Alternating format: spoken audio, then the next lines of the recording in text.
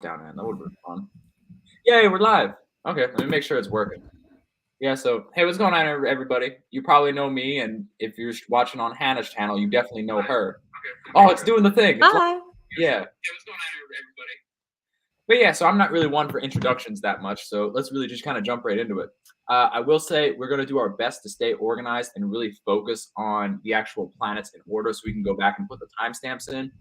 Because we want this to be more of like an actual resource that people can go back to and really like treat it as like a more educated video, even though it is live. So be forewarned, there will be distractions, but we're gonna try to avoid them as best as possible.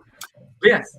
Anyway, so let's start off with this Pluto retrograde. We're gonna go in order in terms of we're gonna go in chronological order in terms of instead of planet distance order. So we're gonna start out and technically work our way in because that's kind of the way it's really working in terms of timestamps. But yeah, I mean, let's start off with Pluto and get to breaking that down. Yeah, do you want to go first, or do you want me to go? Or yeah, I mean, we can just start with talking about the actual transit in terms of how it started in Aquarius and it'll be ending in 27 degrees. So yeah, I mean, once you have an idea about you want to chime in with something that you think I'm missing, just let me know. But yeah, so for this first Pluto transit, we will mention that Pluto is actually, damn, we got 9 viewers already. That's awesome.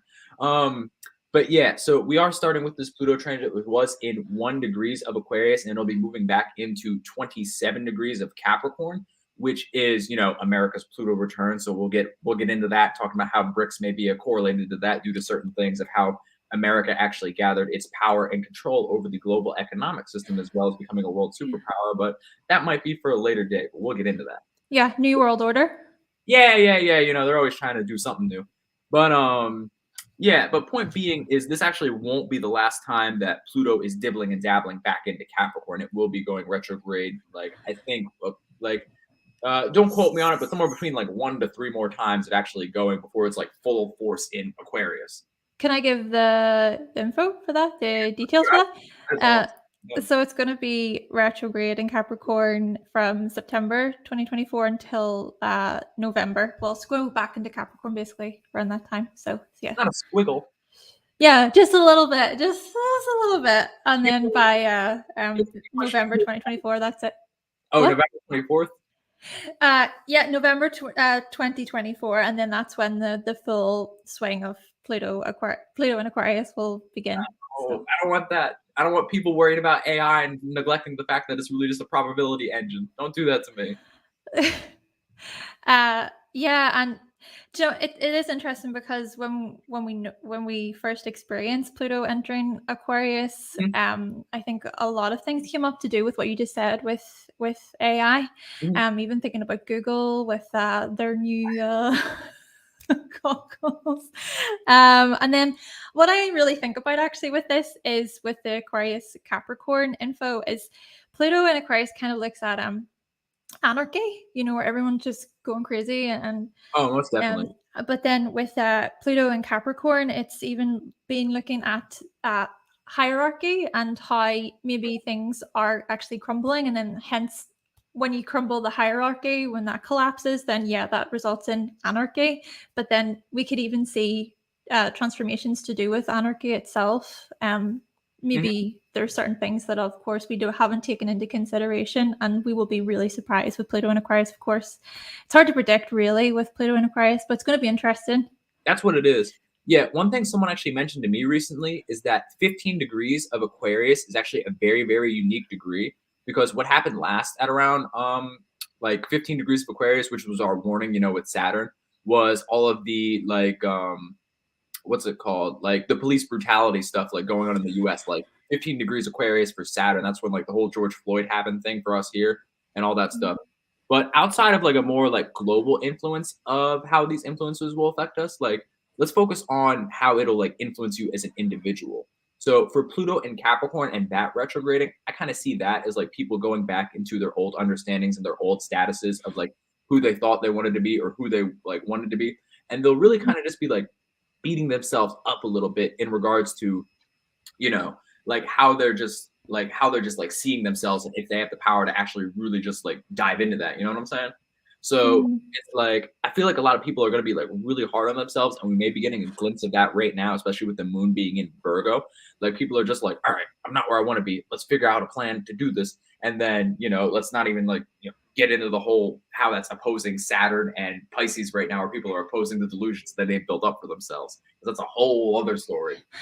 Yeah, we're gonna get into that obviously with Saturn and Neptune retrograde. I have find if we were to think of it like personally speaking, because you said about individually, Yeah, I find with Pluto entering Aquarius, what it taught me, and maybe this can resonate with many people watching this, is sure.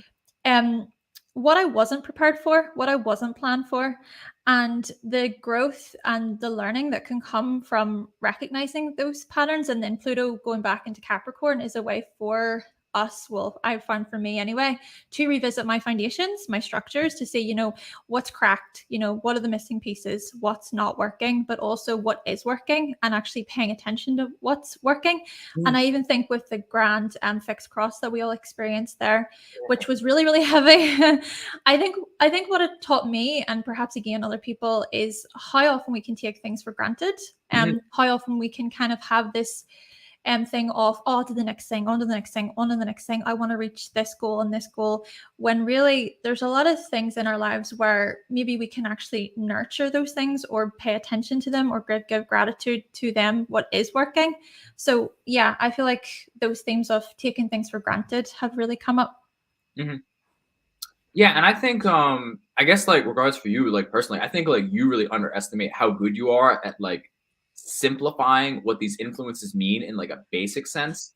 And like I don't know. I mean, just based off kind of what you said of that, I feel like you don't give yourself enough credit for like how good you really are at like making it simple and making people like really care about like what that influences and how it affects people.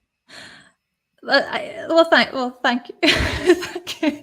I think I do have Virgo Oh yeah, yeah. energy, I mean, and I got Jupiter in Virgo, so I like to simplify things, but it's also like, come on, be humble.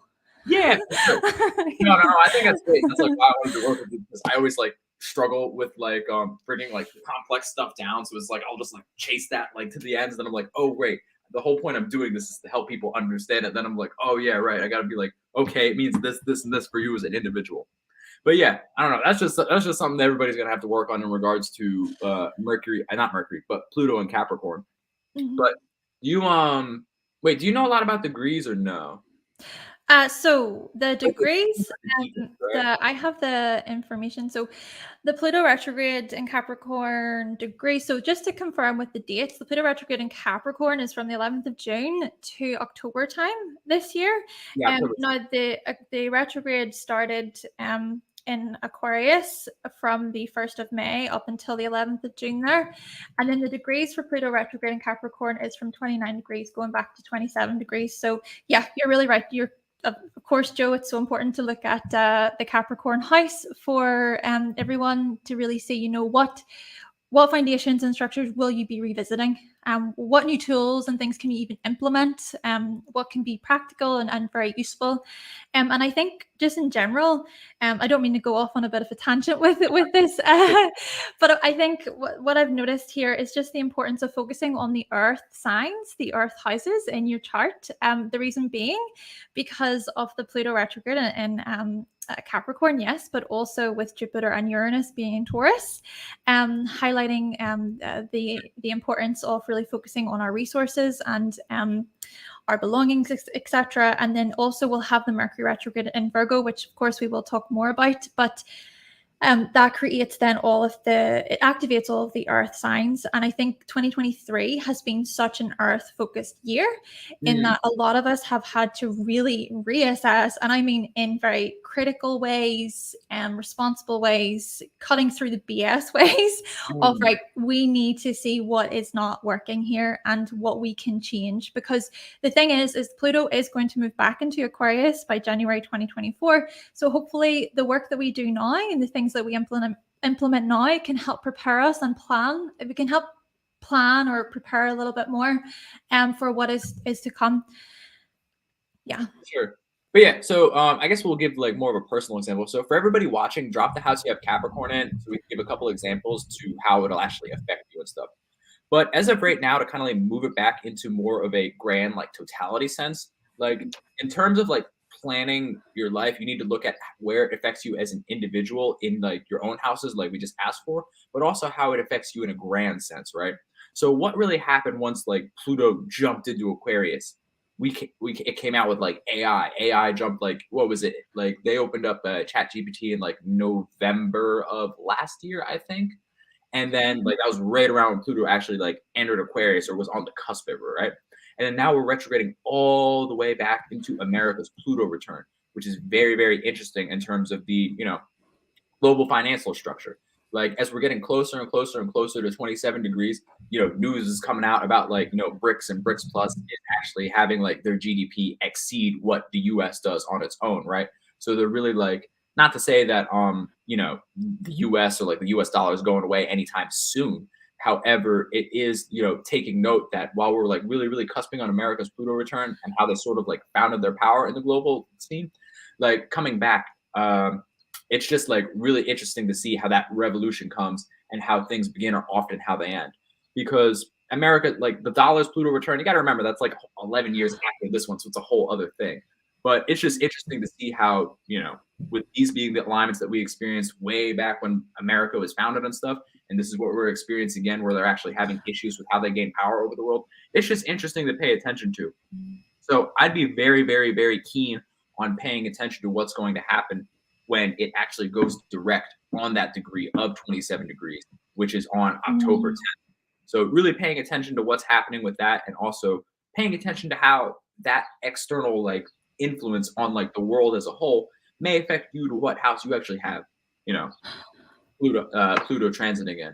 Because if you have them in any of like say the second or eighth house, that like financial aspect may have more of like a larger influence on you than it would someone who has it in like their fourth house, Well, that's really good. That's a really important point, isn't it? Thinking about it collectively, but also how that collective influence will, how that will play out then within your personal life. Yeah.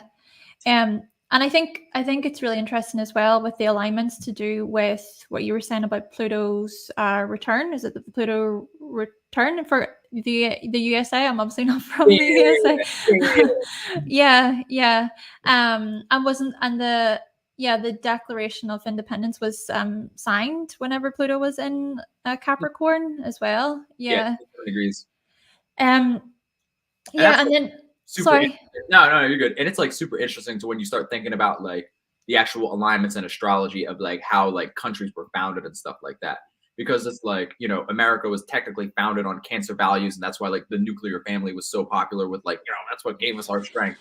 And then like it's also interesting to see that like, yes, it was founded on like Pluto and Capricorn. So when you integrate with that opposition, it's just like, yeah, the whole vibe is like, family, white picket fence, red door, blah, blah, blah, blah, blah.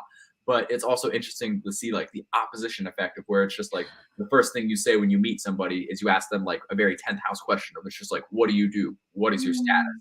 And like that's like the first thing that they ask, So it's just like interesting about like how all that stuff works. And you're just like, oh, if I really got to thinking about it, I could really think about it. But when it comes to actually doing something about it and working with it, it's a whole other story. Yeah.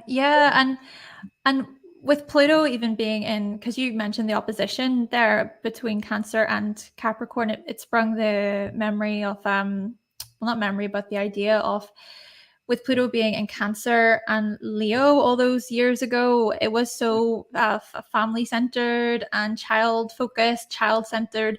But what we're actually noticing with Pluto in Capricorn, even coming to the end of Pluto in Capricorn and then going into Aquarius, that cusp, we are noticing a lot of people actually choosing not to have children. A lot of people choosing not to have families, and even choosing different paths when it comes to what you were saying, in terms of status and, what do you do? I think a lot of things are changing when it comes to that outlook. I think a lot of people are becoming more aware of like, yes, okay, what do you do? But what about the deeper layers?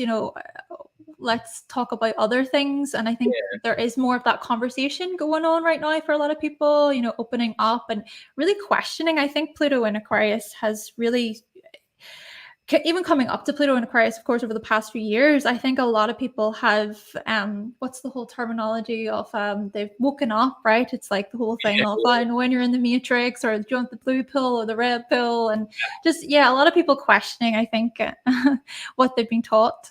Well, I mean, like that's like once we get into Saturn, we'll talk about like why that is because that's much more what I was telling you off live, which was the combination between Saturn and Neptune in Pisces, which is like the whole like revisiting of that like reformation energy where it's just like ugh, there's nothing to hold on to anymore. And since I haven't done all this internal work myself, I don't have any external distractions to distract myself. So why live anymore? And people are just being dramatic, and he was like, quit avoiding personal responsibility. But we're going to get to that. Oh, yeah, Yeah. yeah. But yeah, Oh, but whatchamacallit, just a couple more things about Pluto and Aquarius, and then we can jump to the next one, and which is what we just experienced. Oh wait, then the next one will be Saturn, so perfect. But yeah, in regards to Pluto and Aquarius, that like what I kind of noticed, like we're like bouncing off the topic of like Saturn being like a warm up for Pluto, is Saturn and Aquarius was like a lot of people like really, really, quote unquote, finding their tribe in like Facebook groups and basically just mhm, like absorbing all of those like basically absorbing all the ideas of like their favorite YouTuber, their favorite TikToker, just like absorbing those ideas of the group to like perform strength in their own mentality. So it's like mhm. basically kind of how I see like when Pluto goes direct, moves back into Aquarius, is just like the after effect of that of just like do you have power over your own mind or you are like kind of like just a bot or like an NPC like people say in regards to like Pluto being that, and then also powers the people that like sort of I guess like manufacture those like groups of people, how are they going to use that as power?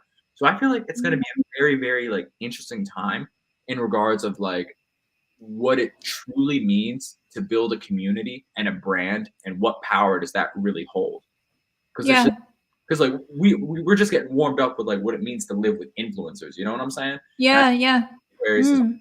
show us like the power of like what that really means, because it's like for example it's like like Greta Thunberg and her whole like escapades on like the environment and stuff like that, like like maybe like a 13 or 14-year-old really does know that much about the environment, but like, do they really? Or were they just like propped up and like given information to feel strongly about? Because it's just like, regardless of how old you are, I don't think you have that much time to research all that information and speak with such confidence without a little Mm. assistance. You know what I'm saying?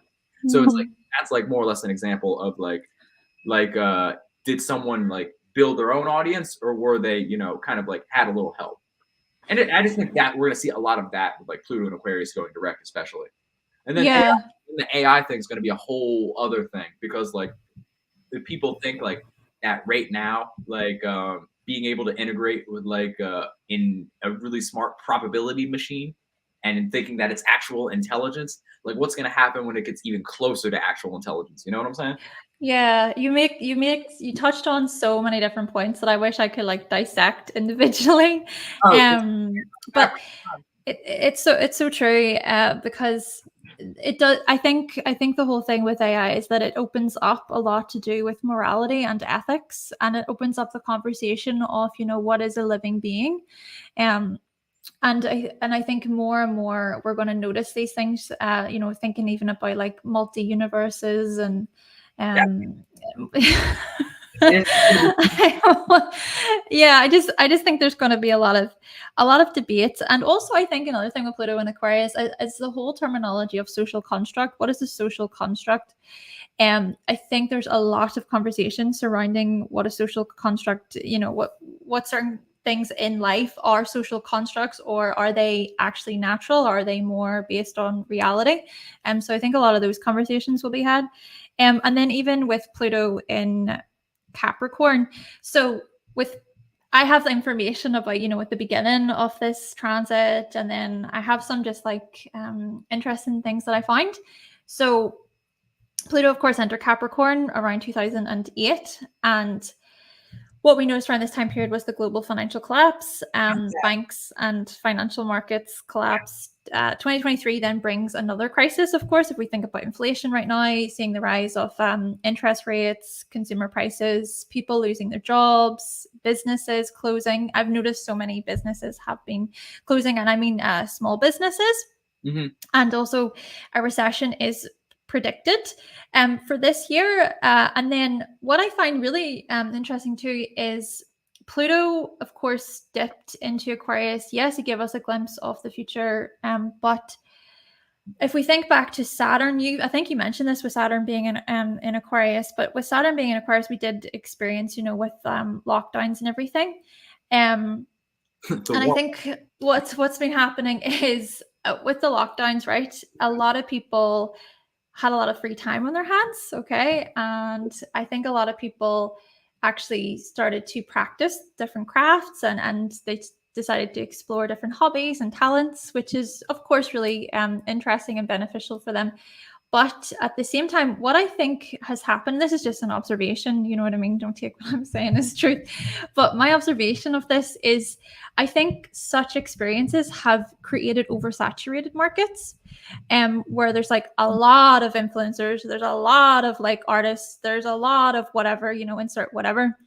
And I think that has created then this even more intensified uh, need to support ourselves. And then if we even consider how the following on from the lockdowns and all the money that was needed for people. I mean, here in the UK, I don't know what it was like in the USA, but here in the UK, people were on different schemes for like money. They needed to be paid, and of course, it was just a certain amount of money that they were paid, but that is all owed back to the government, if you know what I mean. So it's being done through these high costs of, thinking about inflation and taxes as well. So we're sort of, in a way, it's like we're paying for it now, if you know what I mean. We're paying for Oh all yeah. that happened now, and I think a lot of us we're feeling that pressure then. And I think Pluto in Capricorn has been highlighting this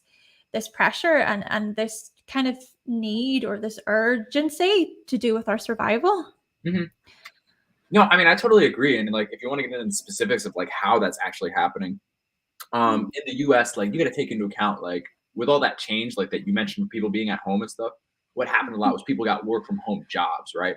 So when you mentioned with like the 2008 financial crisis of starting with like the early degrees of Capricorn back in 2008, the underpinning aspect of what kind of started that crisis was what everybody knows now, which is like the excessive exposure to subprime mortgages, where it's like they had really really low interest rates, and they were just like, hey, you poor person, go buy this house, we got you with that low interest. And they're like, yeah, I can pay this off in the future, why not put it on layaway? You know what I'm saying? Mm. So basically, what's going on now is with everybody working from home, the sort of similar thing is happening with office space. So commercial real estate. So with that being like what underpinned, I mean, obviously, the nitty gritty of it is just like a lot of those like loans were in the U.S. for those houses with all the poor people buying houses and shit. And then there was, basically, what banks did is they like traded those loans, and obviously that got into the global situation. But now it's basically a more like I wouldn't say it's like more in like actual like capacity, but commercial real estate is a little more expensive, especially for businesses.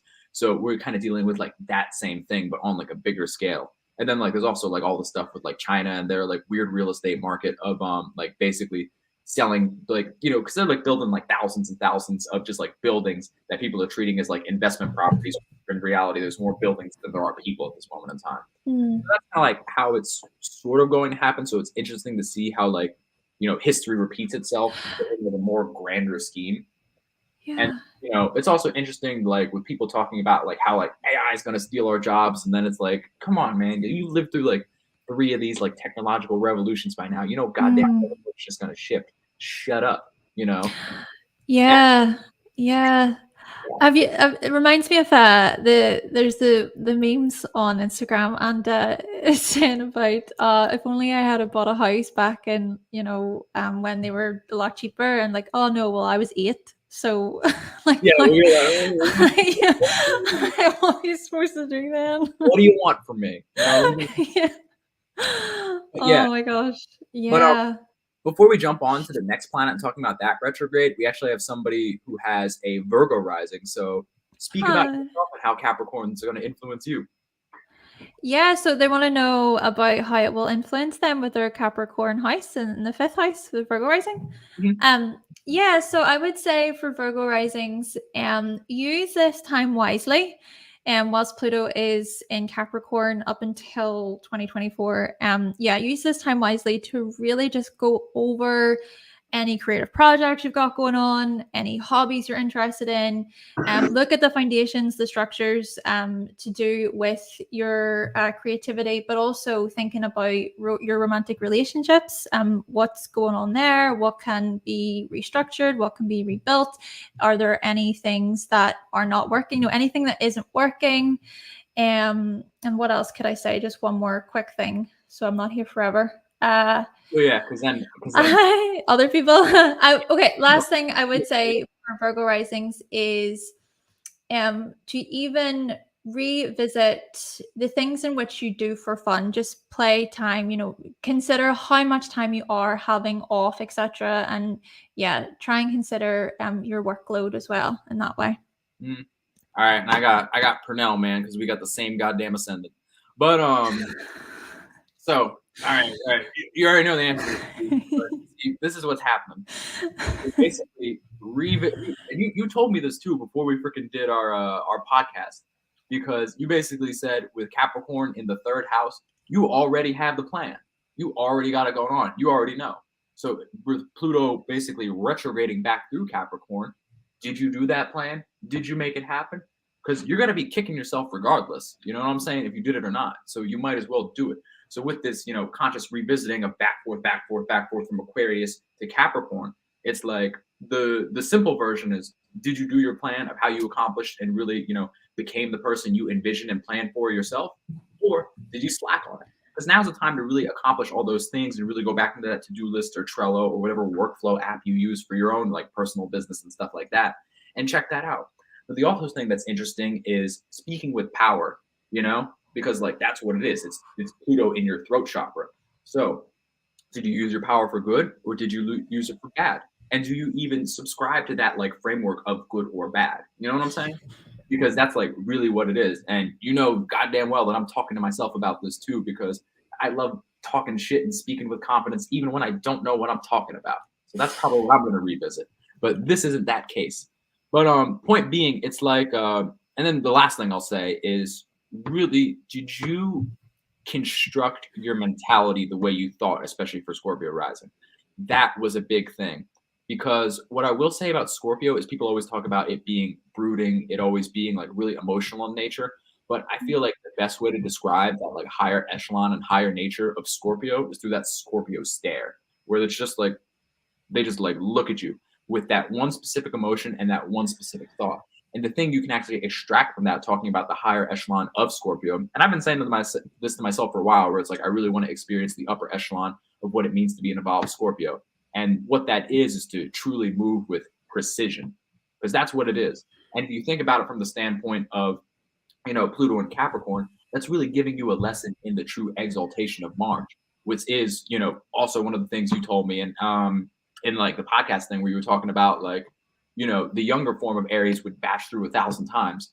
But when you truly adapt and combine that like, that Martian in conjunction to the exaltation of Capricorn, you combine that precision from Scorpio and that, energy and power from Mars to truly strike in that one point that you plan for, to make sure that you can make a mountain crumble instead of just bashing into it 100 times. So it's basically that pretty much, that lesson that you taught me, watch that video again to A, give you some watch time, and B, learn your own lesson. That was so good. Oh, thank you. Yeah, ever since the whole like North Node conjunction, I've been on the whole like the whole vibe of like, my self-mastery is a true reflection of my external consciousness. And I was like, all right, well, now I got to get serious about life. So yeah, here we are. Yeah, self-mastery is such a Scorpio thing, isn't it? Yeah. Oh, wait, he said something about, no, I guess it is. I never thought about it like that. He said, I gave that stare last night. First time in a very long time, but it was well-deserved and part of you. It's nice when your spirit guides allow you to roast the fuck out of somebody. Oh, I would not be able to know. I do not. I envy Scorpios for the stare, because I have so I have my partner's Scorpio rising, and the stare is I. Oh, so you're well. Yeah, but then I see I try it on him, and it's just like, no, Hannah, No. Yeah, he's not gonna listen to Like I that. have a burger rice and I'm like, I Yeah, try to be intimidating and I'm just not. but you can outthink him if you don't get stressed out. Yeah. You know you can do that. But, but yeah, I mean, if that's pretty much it, I don't think anyone else mentioned No. their houses. I Uh, wonder. I'm let's going move to on like. to let's knock out 1 out of 7, and let's get to the 6th one, which is Saturn. Okay. So Saturn is going to be retrograding from 7 degrees Pisces all the way to 0 degrees Pisces. And Yes. the actual start date of that is June 17th, which we just passed. So Saturn's retrograde. It happens every year. We're already dealing with the mirror. And Mhm. it is going direct on November 4th. Okay, so just like every year, we got a whole lot of time in regards to Saturn being retrograde and looking at the mirror of what they built. So to Mhm. basically break down the gist of what Saturn and Pisces is, Saturn and Pisces in a grand scheme is basically, the illusions of structure systems that we integrated in this day and age of life coming down, right? So the house of cards is coming down. The veil that, the powers that be presented in regards to the structure system that we're dealing with is coming Mhm. down. And for all my people that are like fight the power out there, as long as you're doing something more than just making a lot of noise about it in hopes that someone else will do something, I approve. But if you're just really talking about it and being like, yeah, man, wake up to the reality, and that's all you're doing, shut up. And then basically, what we're kind of dealing with that is we're dealing with it's obviously, once again, drop the house that you have Pisces so we can get a more specific answer.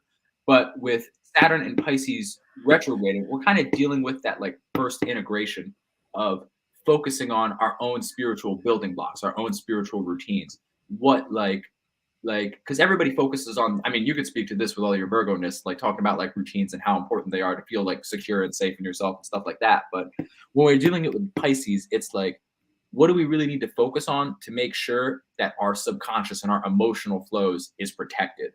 And have you Mhm. been integrating with that?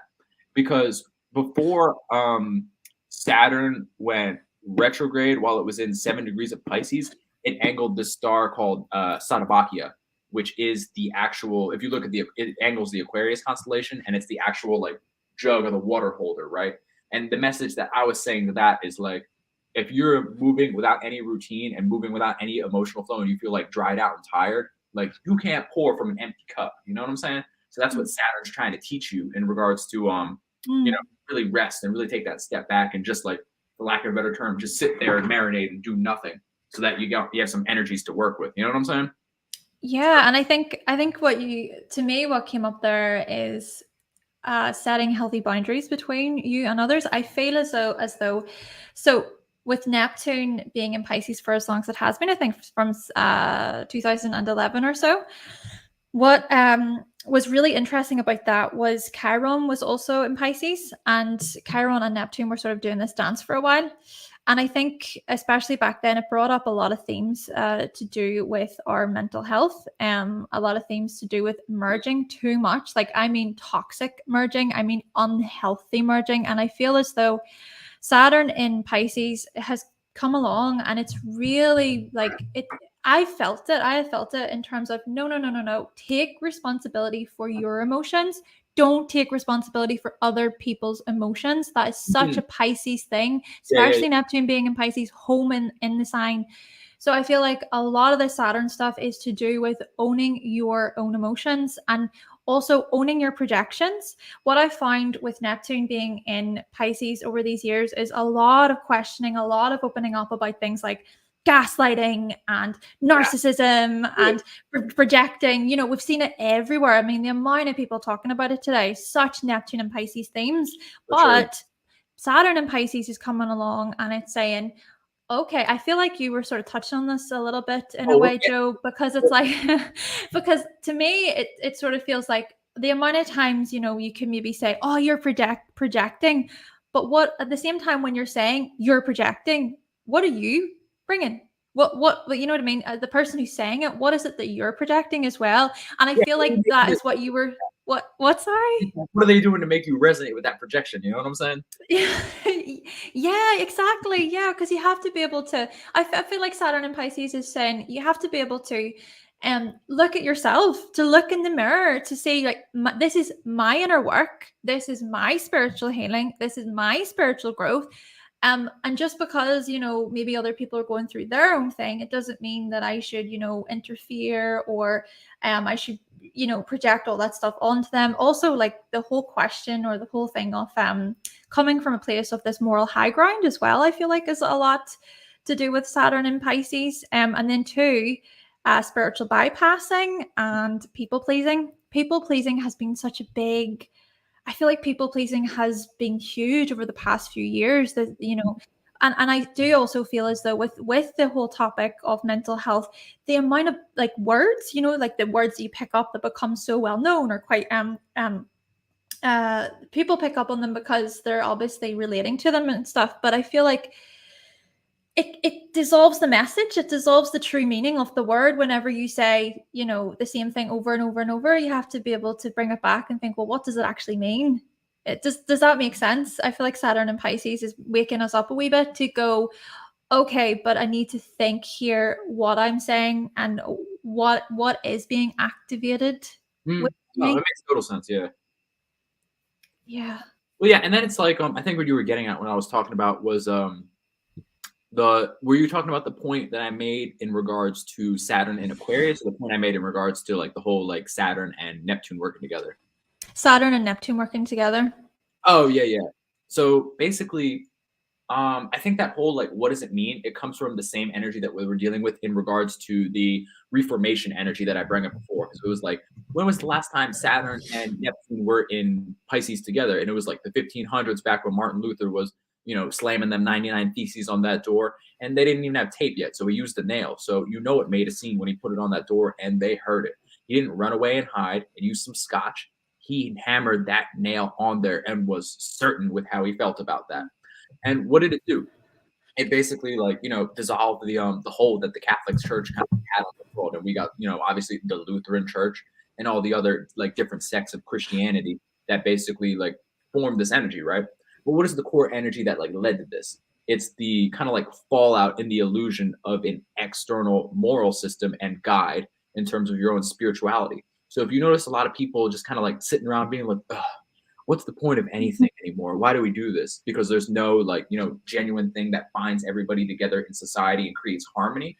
That's pretty much the Saturn and Neptune working together. So now when they go retrograde, this kind of like brings up the energy of when we start talking about all the retrogrades holistically, because like this summer is basically going to be like a summer of nostalgia that's going to bring back all those vibes from like 2015, 2016.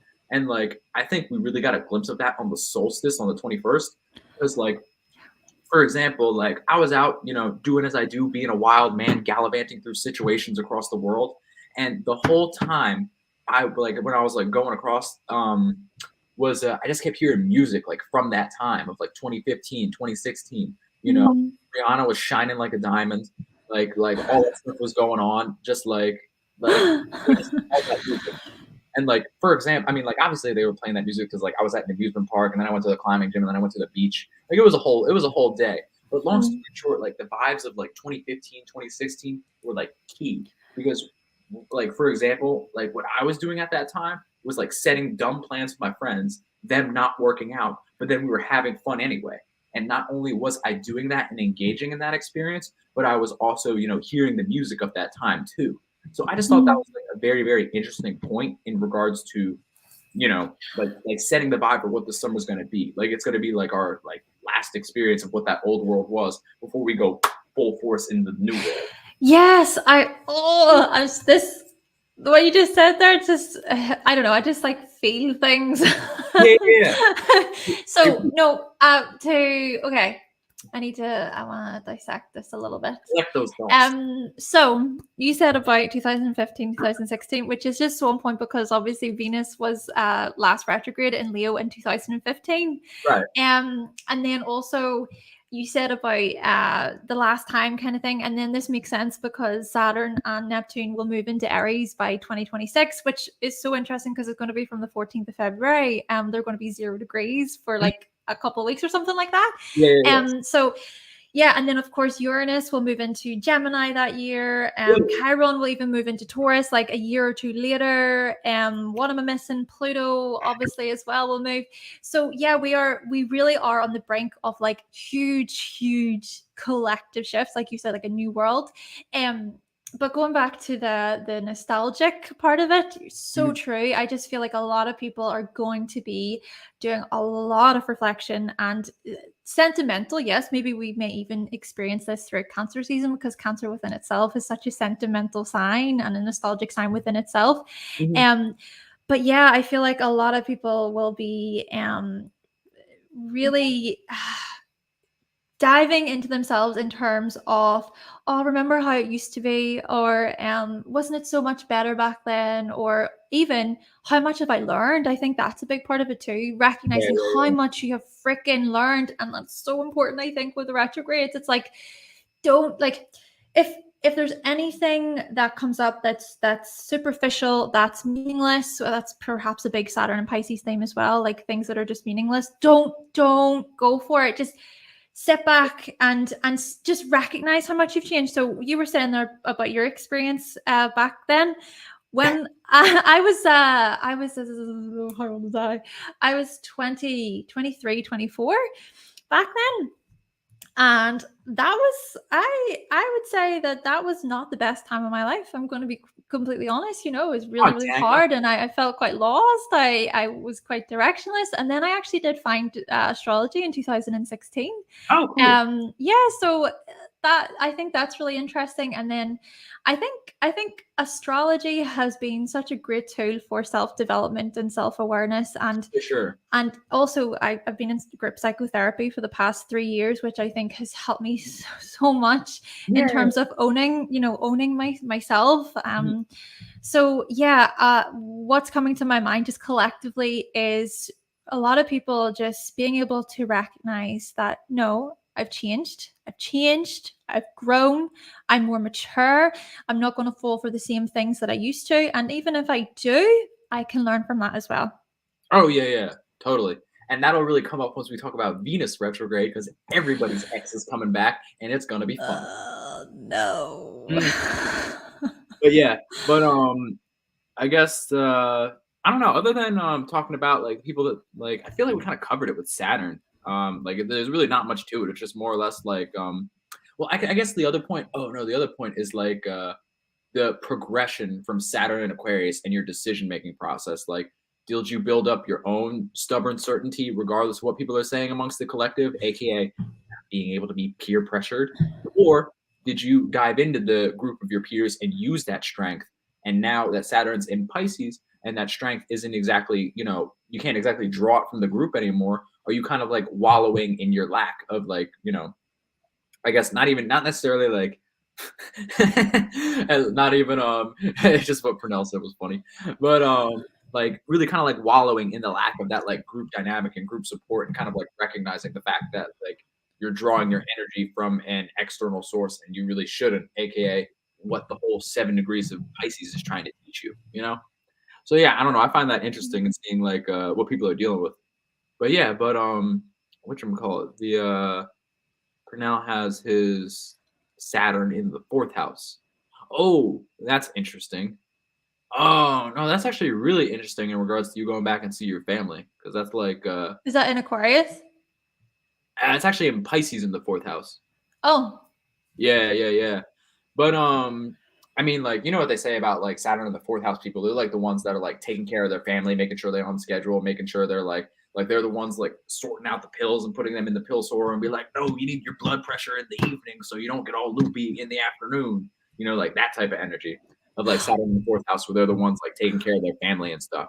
So, I found that was interesting because it's, like, when he was talking about, like, his story on, like, on, when he was, like, up visiting his family, he was just talking about how, like, he was, like, really like helping them like integrate their charts and figuring out how to like kind of like work together as a person. I just find it interesting that like Saturn and Pisces kind of like pushed you to do that, especially when it's in the fourth house, because that just really like it just like directs you so much towards your family and like being like the pillar and the rock that they need in like any and every aspect. And it's kind of like a thankless job. Like if you're a dude, that's the closest thing you can get to like being a mom, I think, and like my understanding of astrology, at least.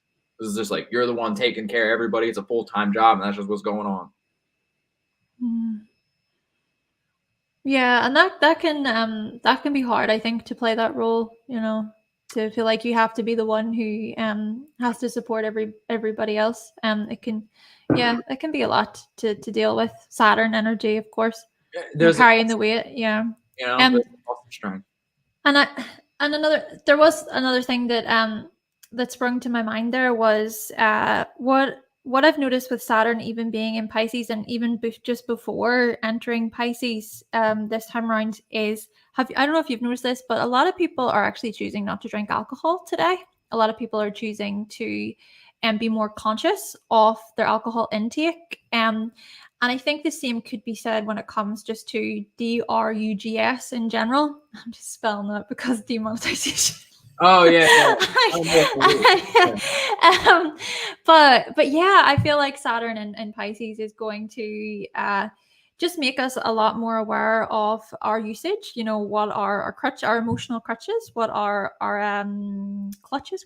I can't remember No, that you just got it terminology. right, Coach. Yeah, and our addictions as well. You know, any sort of addictions, and of course that can extend past what I just said. It can be other forms of addictions. But I do also further want to say I really like to make things balanced. I like to kind of look at both sides of things, and I feel like my previous information wasn't really well rounded. Um, so Oh, what do you what I mean? want um, I wanted to also say, just following on from what I was saying earlier. Oh gosh, what was it? There was a point that I was making earlier. Yes, do a people pleasing. Okay, in terms of saying, a lot of people were noticing terminology of people pleasing. I think at the same time, it's also been beneficial for us to look at these terms and to explore these ideas and these concepts a lot more. You know, thinking about gaslighting and projecting, etc. It's good that there has been more of an awareness surrounding these things as well, because I think going back to the whole retrograde of Saturn and Pisces and Neptune and Pisces, I think that the merging element of these retrogrades and just, I suppose, these planets being in Pisces in general Mm. does look at how unhealthy merging can be. So yeah, I think being able to bring more awareness toward what is actually going on, you know, having a name for something, you know, having a name for what you're experiencing emotionally can be really, really beneficial. And there are so many wonderful, amazing therapists out there doing the work, like helping so many freaking people. So yeah, that's what I mean. I like to keep things well rounded in terms of I can see the benefits to something, I can see what kind of works in that way, but then I can also see, you know, maybe were things too much, or where do you take it too far? Yeah. Yeah, no, I totally feel that, and like that really just kind of like rams home like the whole like you not being responsible for other people's emotions, you know. So Mm-hmm. I think like that's what like Saturn and Pisces is really bringing up. But where we kind of Mm-hmm. take a turn in terms of the next retrograde is Neptune going retrograde on the 30th, all the way back into 25 degrees of Pisces before we hit the cusp of it going direct in Aries, which is like with all those Saturn and Neptune and Aries and Uranus and Gemini, that's in 2025, that's gonna be like you pick a new country type of energy, you know what I'm saying? Because every time Uranus goes into Gemini, at least for America, we experience a civil war of some degree. So, or some type of war. Because there was like the world wars, and then before that it was like the actual civil war, and then before that it was the I think it was the what was it? It was like one of those like brief little wars, like the French and Indian War, because it was in the late 1700s, I believe. Mm-hmm. But yeah. Anyways, what should we call it? Don't be in the U.S. during Uranus and Gemini, but that's a story for another time. But yeah. Anyways, Neptune retrograde. I feel like that's like really, really like dabbling into the delusions. And when we experience Mm-hmm. that, that's really what's gonna like bring people. That's what's really gonna like spark people to say like remember this? This was so good back in the day. We were making this happen. You know what I'm saying? And I think it's Mm-hmm. gonna be a whole lot of that. But when it's compounded with Saturn and Pisces, people are going to start like building off of their delusions, building off of their experiences. And we're really like retrograding with all the outer planets, at least like back into the degrees of what we started with at the beginning of 2022. So it's going to be interesting because like if you had opportunities under those alignments, those opportunities will pop back up. But it's like you can't necessarily go back to what it was. You know what I'm saying? So it'll just be interesting because like that'll be like, especially if it's like some type of like financial opportunity, like that's gonna be like unique because it's just like, what are people gonna do? Like, especially like if they need that money, because it's like it'll really just be like dangling a carrot in front of a stick, kind of like setting you back to where it was. Because I feel like if you take opportunities under certain retrogrades, like you just kind of get like stuck in your life with that like retrograde planet energy. And it's like that opportunity will be like a much bigger setback than you think. I'm sure there's like always like a magical option 3 where you could pick some type of like externalized thing and like do something else. But you know, we're not all geniuses out here, and it might just be easier to avoid it. But who knows? Yeah, and we, for the majority of people, you have to really think practically about things. What do you have?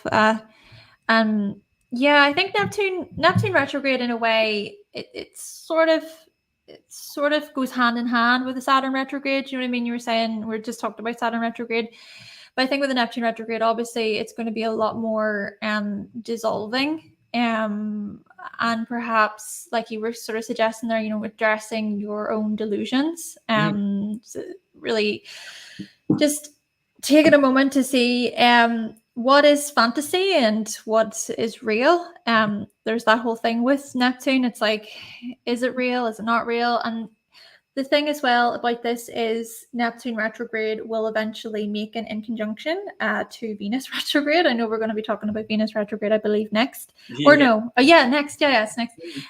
So I think especially with that in conjunction, yeah, the rose-colored glasses, the falling for false promises, empty words.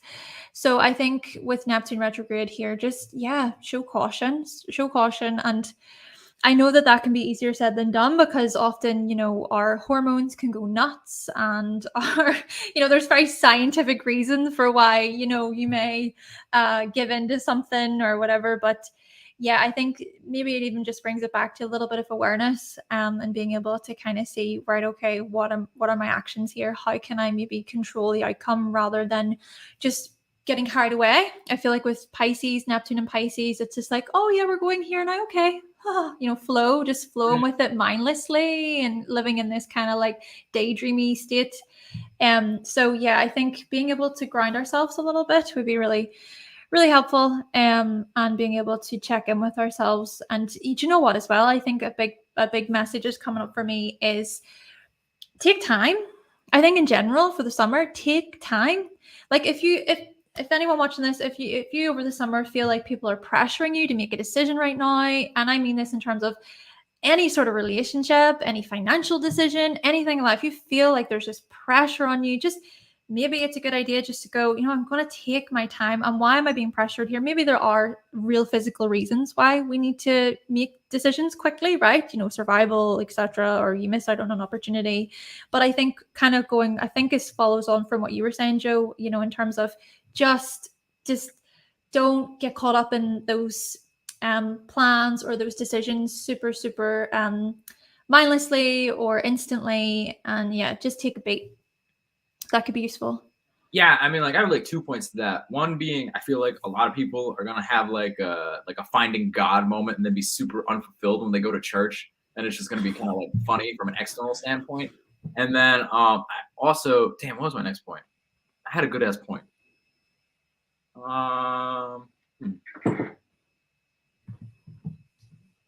Yeah, I don't know. It'll come back to me. It'll come back. Anyways, the next well, do you have anything else to say about Neptune retrograde, or is that it? Or can we move on to Venus?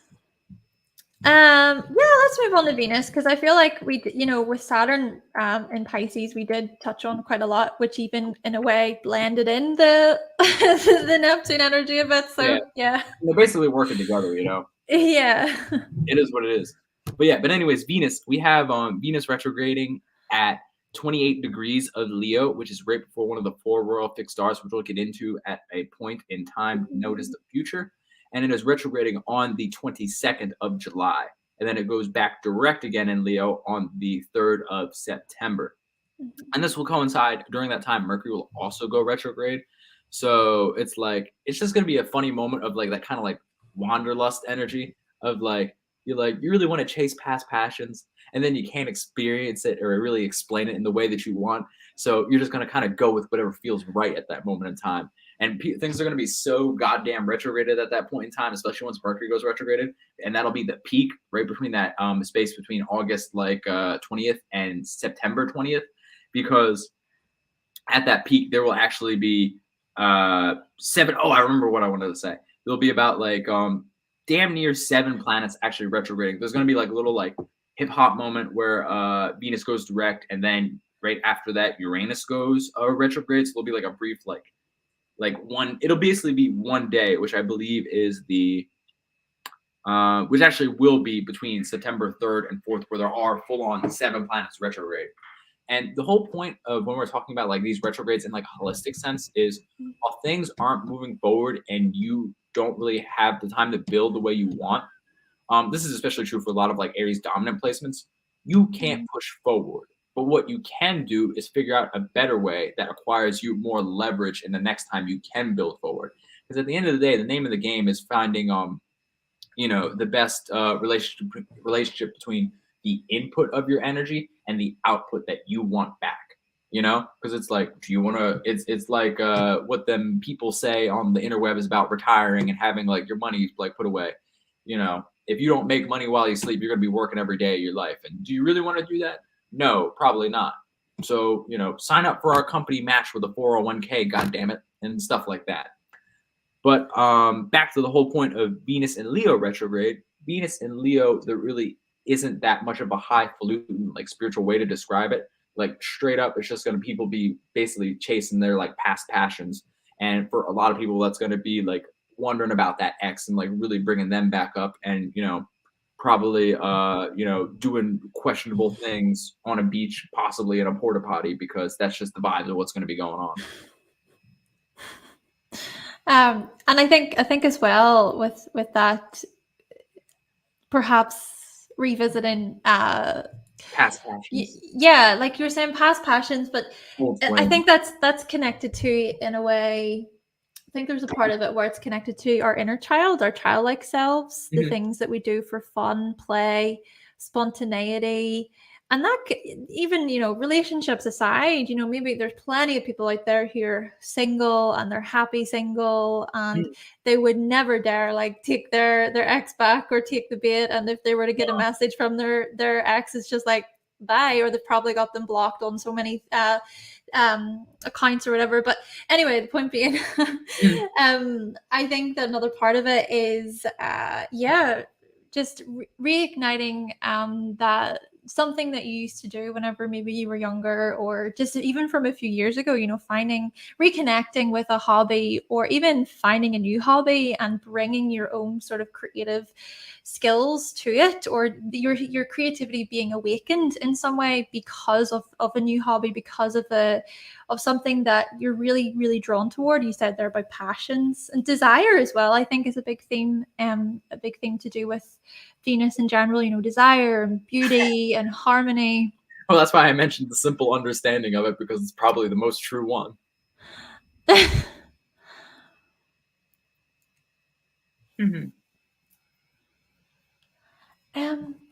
What about Virgo? I don't care about all this other crap. You gotta get a little more specific than that. I need to. Okay, what about Virgo? Oh, so you want to know about Virgo, how it will affect Virgo, Venus retrograde? I don't know. We'll wait for them to clarify.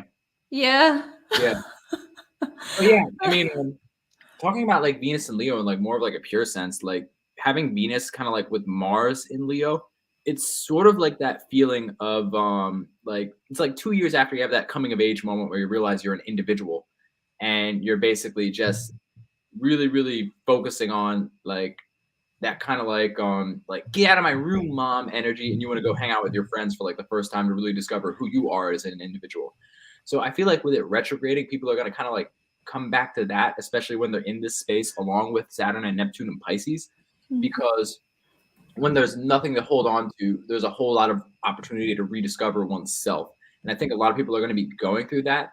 And why I say like a lot of people are going to be chasing that X back is because they are basically avoiding that experience of going back to who they are and like trying to like really having that self discovery moment. So anytime you want to rediscover yourself and really get back to it, you kind of like distract yourself from that and really chase kind of like whatever's, in front of you. Mm.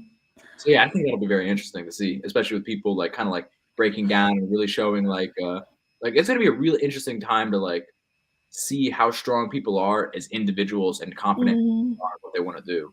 Yeah, confidence is a big keyword with this. I think, yeah, that it's, yeah, like restructuring, rebuilding your inner confidence. If somebody saying something completely destroys your whole confidence, maybe it's a good idea to maybe look at if your ego is super fragile, or if a comment someone says completely ruins your day, maybe it is a good way to kind of see like what is it, what is going on with me here. And of course at the same time, it's also being able to recognize that perhaps that other person, they're going through their own thing. And yeah, I just think looking at anything to do with our egos being quite fragile. And why is that as well? Like why is that? I think it's getting down to the why and coming down to self-reflection again, just bringing it back to the self. Mm. Well, let's Yeah. see if people actually engage in that, but that's a whole other story. What, sorry? I said we'll see if people actually engage in that and really ask those questions this summer. I Yeah. feel like a lot of people are going to avoid it, but that kind of comes Yeah, back. but that's the thing. That's what I'm trying to say. It's like, why do people avoid it? It's there's something, you think about the things that you've experienced maybe in your childhood, or where you talked down to, where you rejected, where you shut out from friendship groups. I just feel like Venus retrograde will get us thinking about those deeper, um, or forcing us perhaps to look at those deeper layers of ourselves. And yeah, you're right. Maybe some people are just like, no, I don't want to go there, because it's like it's too painful, it's too sore, it's too winding. And that even makes me think about Chiron being in Aries, which will make a trine to Venus retrograde, and Chiron will also retrograde this summer. So it's going to retrograde in July, I believe. And then the Ah, North Node moving into Aries. My yeah. When gosh, is the North Node moving to yes. Aries? The 17th of July. Oh God. Yes, Oh, that's going yes. to be a whole other thing. It's only going to be Martian So energy. much to do with the self. Only Martian Like, energy. Mhm. yeah. So, yeah. I mean, as someone with you, I know you have an Aries moon as well, Joe. But as someone with an Aries moon, Chiron was on my. So I've got the moon at 15 degrees in Aries, and Chiron was Oh, on my cool. I'm right moon. around there. You have it as well, right? In that degree, did you say? No, it's around there. It's like 16 degrees. Oh, yeah, yeah, yeah. So that was quite profound, to say the least, being really vague about that. But I Mhm. do feel as though it has taught me so much, about, okay, my inner authority, how to stand up for myself in a way that, I can advocate for myself. I can say what I want, or I can say what I need, and it doesn't have to be a battle. It doesn't have to be like a big, big challenge. And then the North Node as well, moving into Aries, I think is going to be very, very interesting for the Aries placements. I think really surprising for Aries placements, and perhaps motivating, encouraging, maybe what we really, really are looking for, and it will give us a great boost. Yeah, well, I mean, like in regards to that, I kind of see it as I think people neglect the fact of how like internal of an experience Jupiter and Aries really was in terms of like pushing people through that space of just like growth and like self-development and really like it showed you abundance through personal growth and like really seeing what you can go out and get for yourself. Mm. Like Mhm. that's where it did that. So I think the North Node in Aries is basically going to be that applied. So it's like, okay, here's everything you learned. Now keep pushing forward and make it happen. You know what I'm saying? So Mhm. it's kind of like it'll be a unique experience once they actually move in and trines. because I just think it'll be like it's just gonna work so much as like a collective thing in regards to Pluto and Capricorn as well, and really like focusing on like who you are, how you want to be, and who you want to grow as an individual, and showing you that Mhm. you have the power to attain it. You know, Yeah, yeah, yeah. it's That's gonna so be well put. again. It's gonna be intense. Oh my god. Yeah. Mhm. Oh my god. Somebody has an Aries moon and an Aries north node. Well, tell us what to expect. Oh, Mhm. yeah. Yeah. Yeah. So I mean, like, other than that, like, I think that pretty much covers it in regards to Venus and Leo retrograde. Like, it's we're almost getting to the point where we got to talk about it as like a whole collective thing because it's gonna be the summer's basically gonna be everybody everybody on the beach is gonna have a moment of where they're just like sitting there and like it's just gonna be like a revolving door of like people like, sitting at each other, looking at each other, being like, so what are you thinking about? And they're like, oh, huh, were you talking to me? And then everybody's gonna be deep in thought, reflecting on themselves, and it's gonna be like basically long story short, there's gonna be a lot of sunburn because people like forget to put their sunscreen on just because they're so deep in like self reflection. Yeah. Mhm. Yeah, and then what about, because it makes me think, what about the people who aren't really reflecting? Because I think you kind of touched on that point of like a lot of people don't have that awareness or they don't want to go within. So Yeah, it does make me think, during retrogrades, whenever it is a good opportunity for us to really reflect and to do some self-assessment, especially with the Leo energy coming up, and then you said there about Jupiter being in Aries there. But what about people who just don't want to go there? I mean, is it likely that things won't change for them? They'll be in the same sort of cycle, and I suppose that can happen often with life. You can get caught up in the same pattern, the same cycle until you break the cycle, mm, and sometimes you just don't get the message. And maybe some people this summer won't, you know.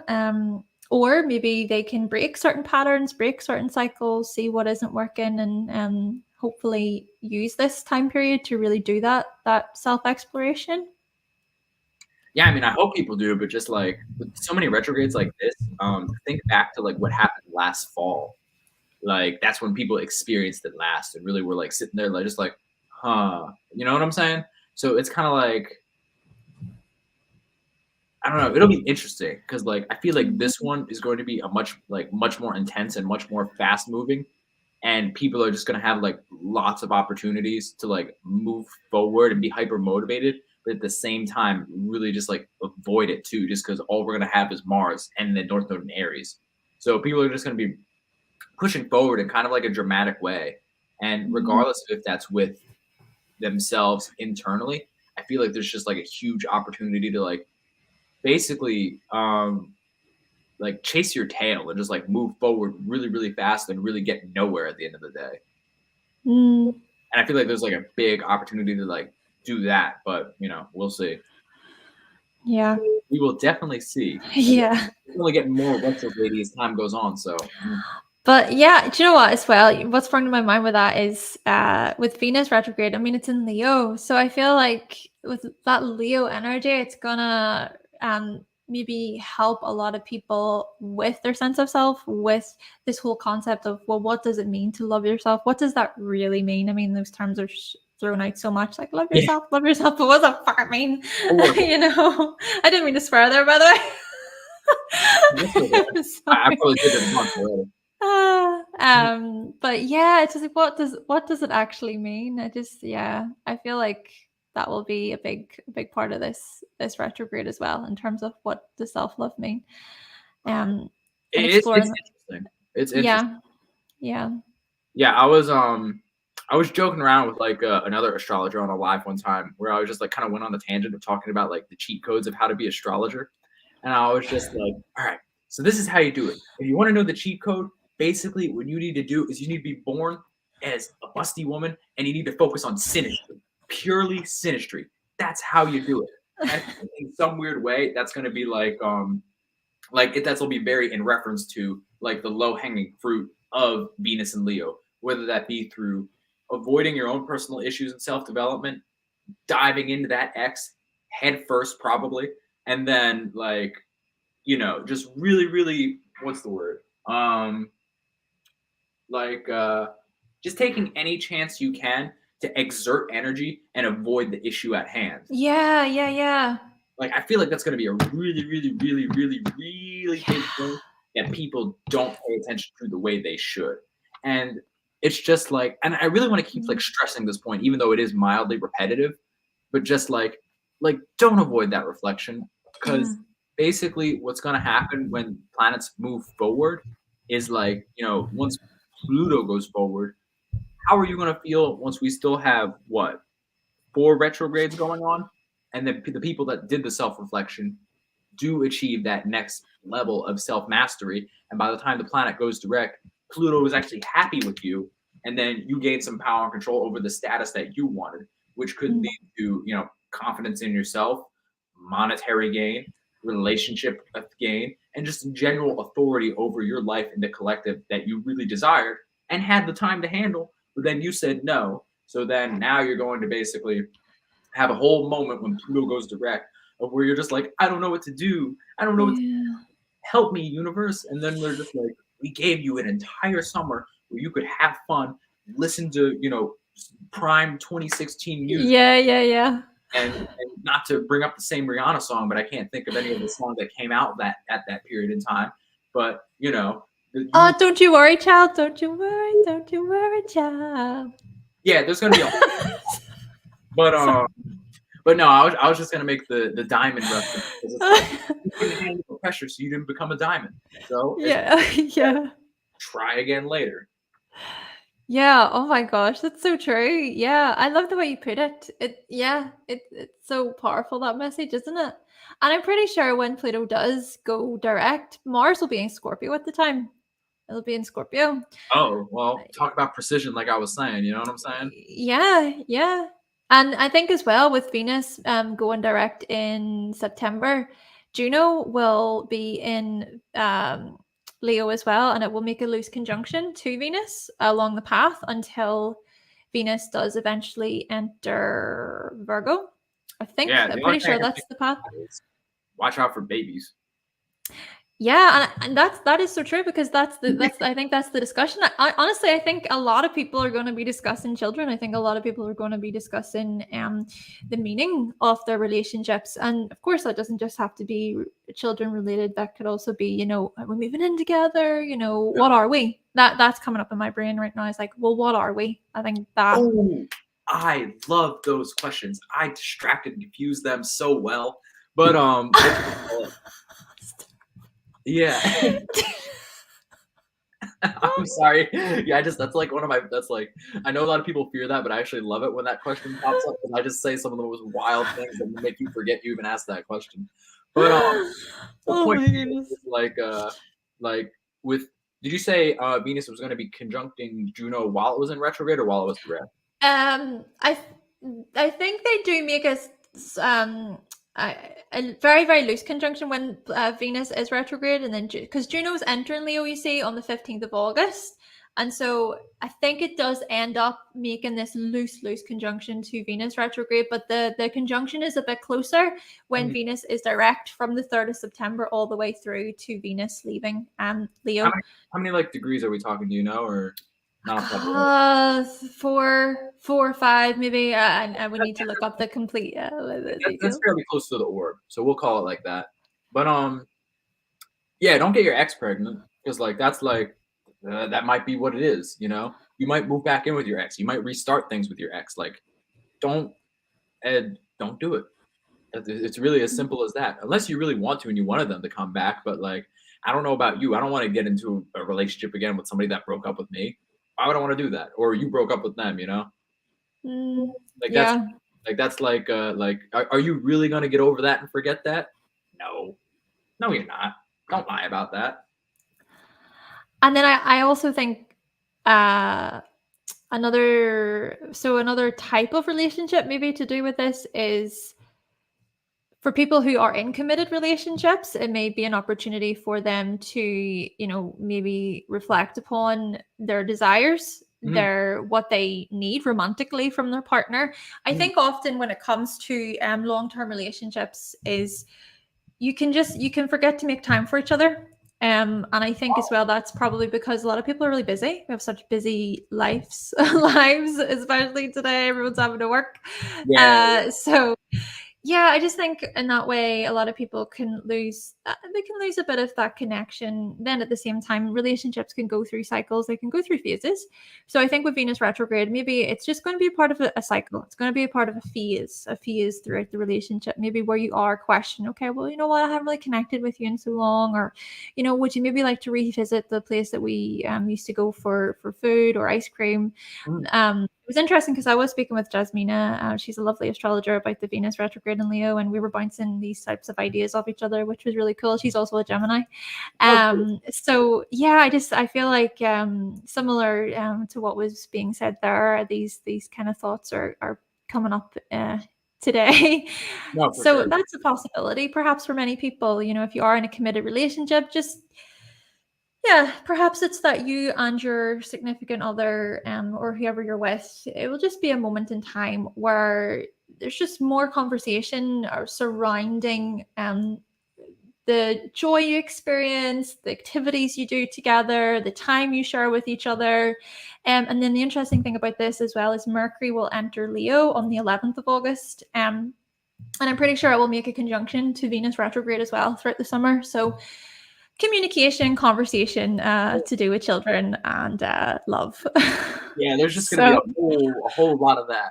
A whole lot. yeah, yeah, Man, I'm low-key not excited for that for personal reasons. Yeah. Oh my god, that's gonna be so dramatic. It's gonna be dramatic too. So yeah. dramatic. Leo It's gonna be like, drama. yeah, like, oh my god. Don't give in to the drama. Don't give in No, to no, the no. drama. I'm just like thinking about like a lot of hilarious like situations like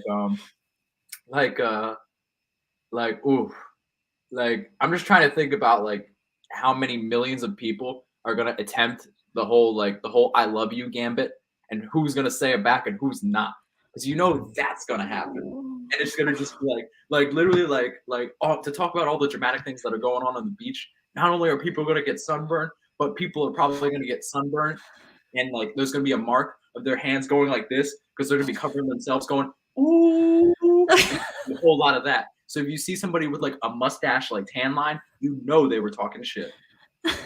They just got rejected. Yeah, they just got rejected. That's terrible. There's gonna be so many corners I'm gonna be sitting and just like laughing my ass off because I know what's going on, and then I'm gonna like it's gonna be retrograde. So you're just gonna be able to like walk up into all this drama and basically just like people are gonna have such a lack of idea of what's going on. You're just gonna be able to walk into so many conversations, insert yourself, and talk about astrology. And Yeah. they're gonna listen. They're gonna listen. That's the funny part. You know what I'm saying? So I don't know. It'll be you as the Gemini, just like the mischievous one, floating in Yeah, and out of all the, yeah. the There's, gossip. hey, wait a second. Isn't that the guy that started this drama? What are you doing? And I was like, Yeah. oh no, that's my twin. And they're just Yeah. like, what do you Yeah. mean? That is. Wait, hold on then. Hold on. I have a quick question then. I have to ask this question, right? Yeah, Okay. yeah, The whole say it. thing of like Gemini being two-faced, yes, yes. Okay, that is the whole saying about Gemini two-faced. That's something that I would say isn't necessarily true, but you are a Gemini, right? So as a Gemini, is the two-faced thing true? Okay, I have a very, very long answer to this because I think about it all the time. No pun intended. So I don't necessarily think the two-facedness is. I think like that concept is extremely disrespectful. I think it comes. I think I've explained to you this before. The like deep relationship between Capricorn and Gemini, which is they're on both opposite ends of the mentality. One constructs the mentality, aka Capricorn, and then one has the option to browse and pick and choose different mentalities of what it wants. And I think this comes from two different places for Gemini, where it's like they have such a different like broad aspect of like how many sides of their personality there really is. Because as a Gemini, you're a person who's born with a lot of working memory, right? So it's like when, for example, when they integrate with an argument, they can see this side, the other side, and then they can also separate themselves to a totally unbiased aspect of the mentality and see option three, right? So when you're a person that has the, not only the ability, the engagement, but the opportunity to work in so much dynamic like integrations and like output of moving through certain mentalities, No, like two-faced, like if you're gonna make the two-faced argument, you might as well say ten-faced. You know what I'm saying? Because it's like Yeah, you're it's multifaceted. yeah, yeah, yeah. Well, thanks again for simplifying. I appreciate that. But yeah, it's basically they're just so multifaceted in regards to how they actually like just like think, move, and operate.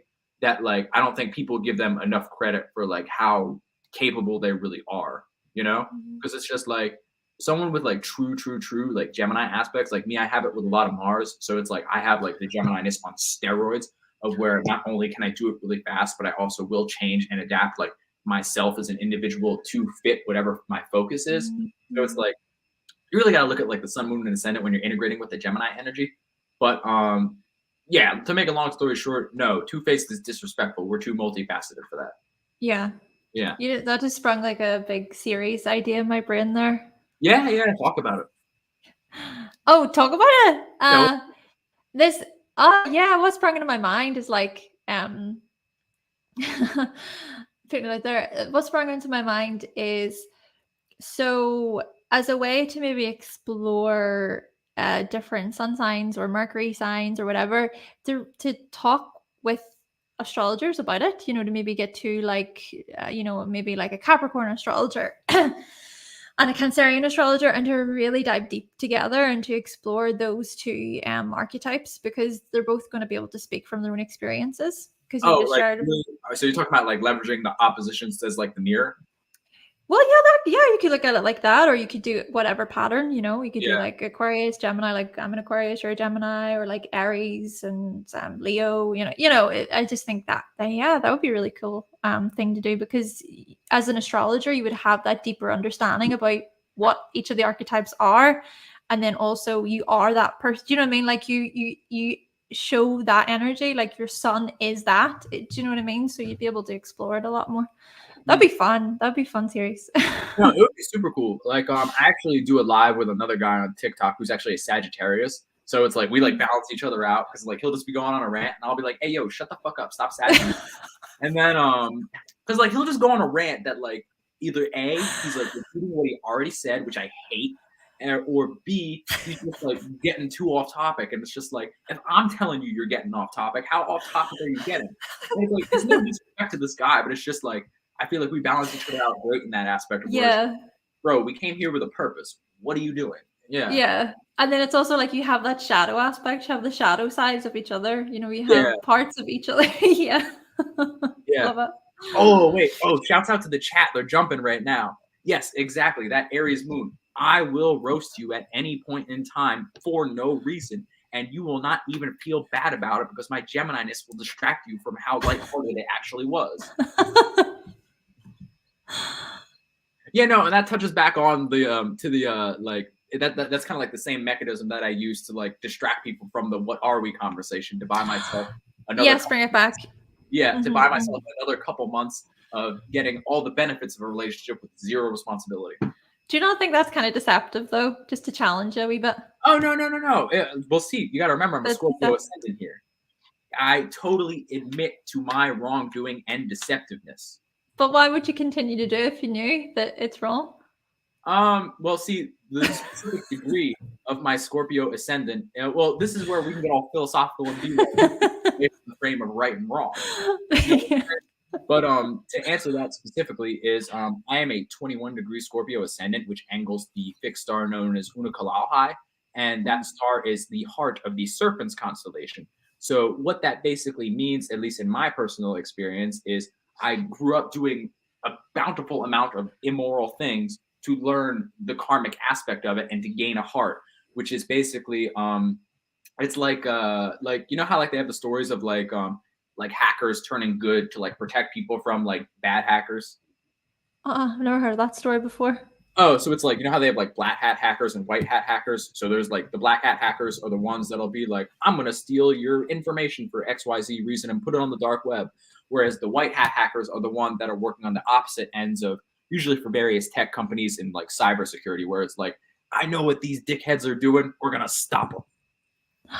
Okay. And are you suggesting then it's the same thing? It's Yeah, just from different points? using that as an allegory to basically say that, through living in what some may call as an immoral front, I'm learning the karmic retributions for that through my own personal reason to be like, okay, if you are going to do that, this is what you have to expect.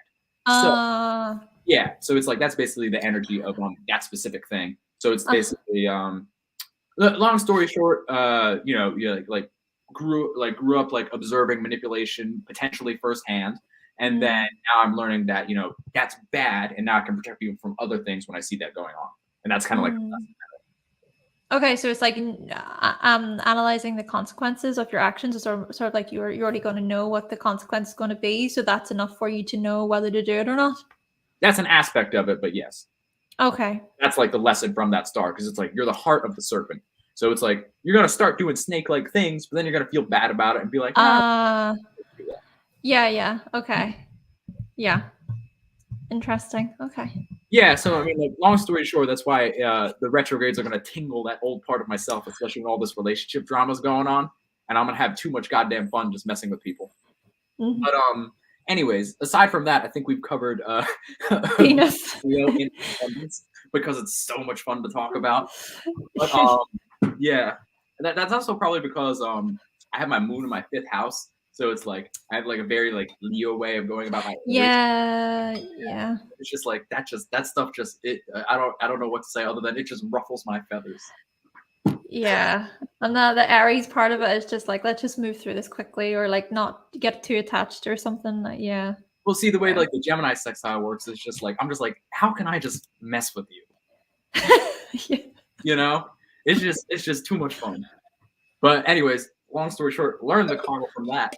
Not doing it anymore, but possibly revisiting that with these retrogrades. Okay. Mm-hmm. Yep. Yeah. But anyways, the next retrograde that we'll be dealing with will be Uranus in Taurus, which I found super interesting. Can I stop you a second? What about Mercury? Oh, Mercury. Oh, Mercury? I forgot about that. I thought we kind of talked about that, but we didn't talk about it directly. You're right. Do you want to open it up? Yeah. No, I got you. Is it going to be in Leo or Virgo?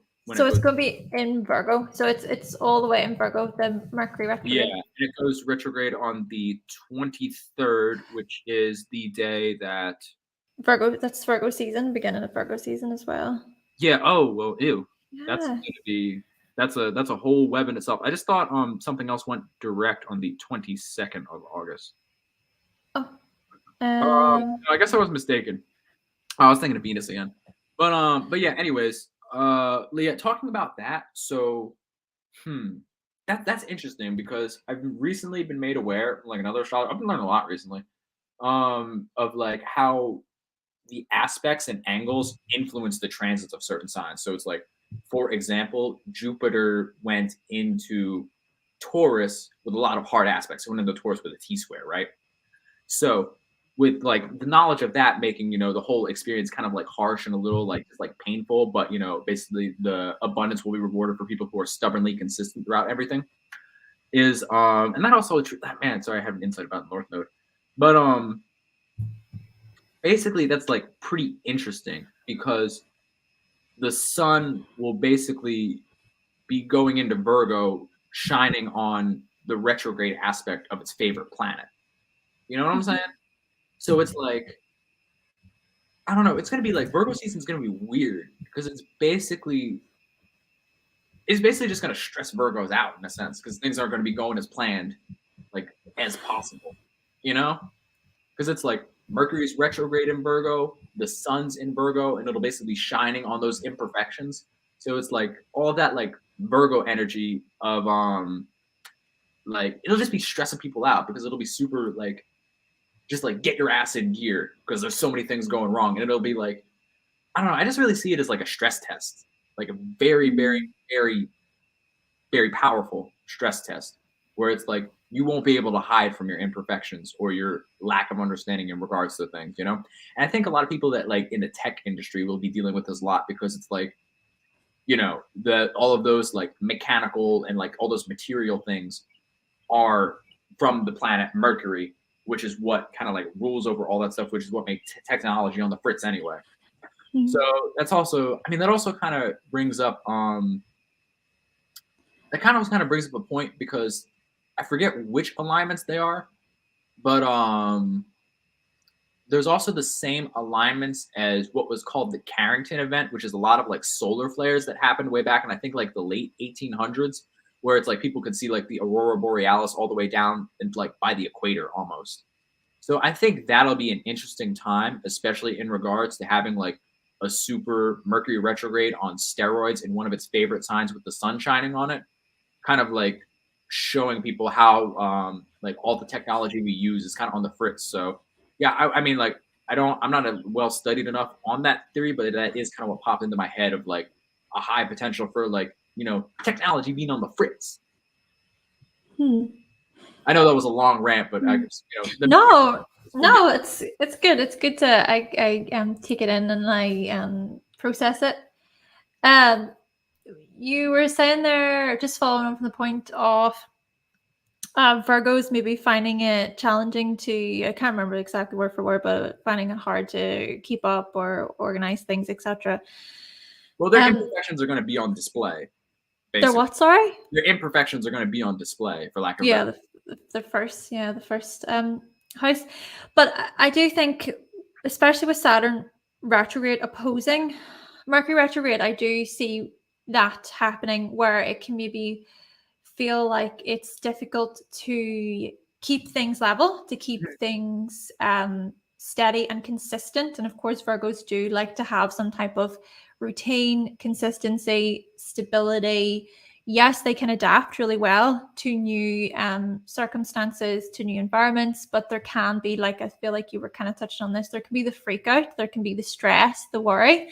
I would say for in this way, the Mercury retrograde may highlight a good bit of stress and worry, especially if we throw in all the other retrogrades combined. But I also think, perhaps in a more somewhat beneficial way, it can even be an opportunity for us to reassess our routines and our systems, and to maybe even use it as an opportunity, like an opportunity for a bit of growth, or an opportunity to really look at the little details. Maybe the littlest thing that we change can actually go a really long way. And the reason why I'm saying that is because there will be that trine to Jupiter as well. So keep in mind the Taurus energy. I want to talk about that too. That's a whole move. Yeah, so the trines to Jupiter, or to Uranus. the Taurus energy with Virgo. That's why I was kind of saying more toward the beginning, just the importance of really looking at those earth houses, those earth signs, because they're going to be such key players for, well, all of us this year, especially if you have placements, obviously, in the earth signs, and then even if, angular houses, etc. But still, I think this will be a way for us to realign ourselves. I think there's a lot of realignment when it comes to not just our everyday stuff, our routines, but also our work, our occupation, but then too our health. Of course, Virgo ruling health, our well-being, our wellness. And so, if it is that there are things maybe stressing us out over the summer, I think the Mercury retrograde in Virgo within itself, keep in mind it's exalted there, it's at home in Virgo as well. I don't think it can over the summer as much. I think it'll be like more like towards the end of like where everybody just had this like wonderful fever dream of a retrograde, and then it's like, reality, come on, man. What you think I'm talking about like timing standpoint, because it's like, you don't really hit that Virgo energy till the end of the summer, but it'll smack. It'll basically be like another huge thing to address. But I think, kind of following on from what I was saying there, I think it can be a way to maybe just to get right with ourselves, to, again, inward motion, reflection when it comes to retrogrades. But doing that on that more practical level, and also that health-based level. And I think as well, like, Virgo, I think, doesn't get enough credit for I think there is such a healing quality to Virgo. There is such a healing, like, energy to it, and a gentleness, a softness to Virgo. Yes, Virgo can be harsh and critical and demanding and really fussy, But Virgo can also be really, really kind and warm-hearted and gentle, especially toward animals, especially toward children. So yeah, I think ultimately all this is to say Mercury retrograde in Virgo, yeah, it can give us an opportunity to really look at the inner workings when it comes to, you know, things like healing and gentleness. And even with the Pisces energy thrown into it with the opposition, I think a big part of this summer is bringing it, yes, back to yourself, considering Venus retrograde in Leo and Chiron retrograde in Aries. Yeah, bring it back to yourself, North Node in Aries. But I think there's also that element of being able just to let go, you know, being able to be like, do you know what? Yes, there's all that mess going on. There's all that stuff happening over there. I don't need to get involved. You know, maybe that's a good lesson for Virgo, because Virgo can have the tendency of being like, oh, I need to fix this. I need to save this. I need to rescue this. Of course, Virgo has Pisces in the 7th house. There is that unconscious part of Virgo that feels like they need to self-sacrifice. They have to be like the martyr. They have to be the savior. But maybe this retrograde is in it, even a collective level. Of course, we all have Virgo and Pisces in our charts, but on a collective level, it's like being able to draw back and go, hold on, why is it that I'm trying to rescue this person or take them under my wing? Or what is it about me that feels like I need to fix things all the time? And actually, I can recenter myself and I can pull back and not get involved. So. Oh yeah, I totally agree. But to kind of get off track a little bit, I drank a whole cup of tea and a cup of water, so I gotta take a bathroom break and get some more water. But yeah, I did see in the chat that there is someone else with Virgo rising, as well as someone I think Goddess Essence Energy. Is your Virgo moon in the 6th house, or is that just Venus? Virgo moon. Yeah. But anyway, I gotta take a break real quick. I'll be back in like 2 minutes. We'll talk about that first house. No problem. Let me see. Oh, you say you're a Virgo rising and moon with the Pisces sun. Yeah, so perhaps, Charlie, you understand that balance or that back and forth that often presents itself. Virgo moon in the 8th house. Okay, so that would intensify things quite a bit for you, Goddess Essence.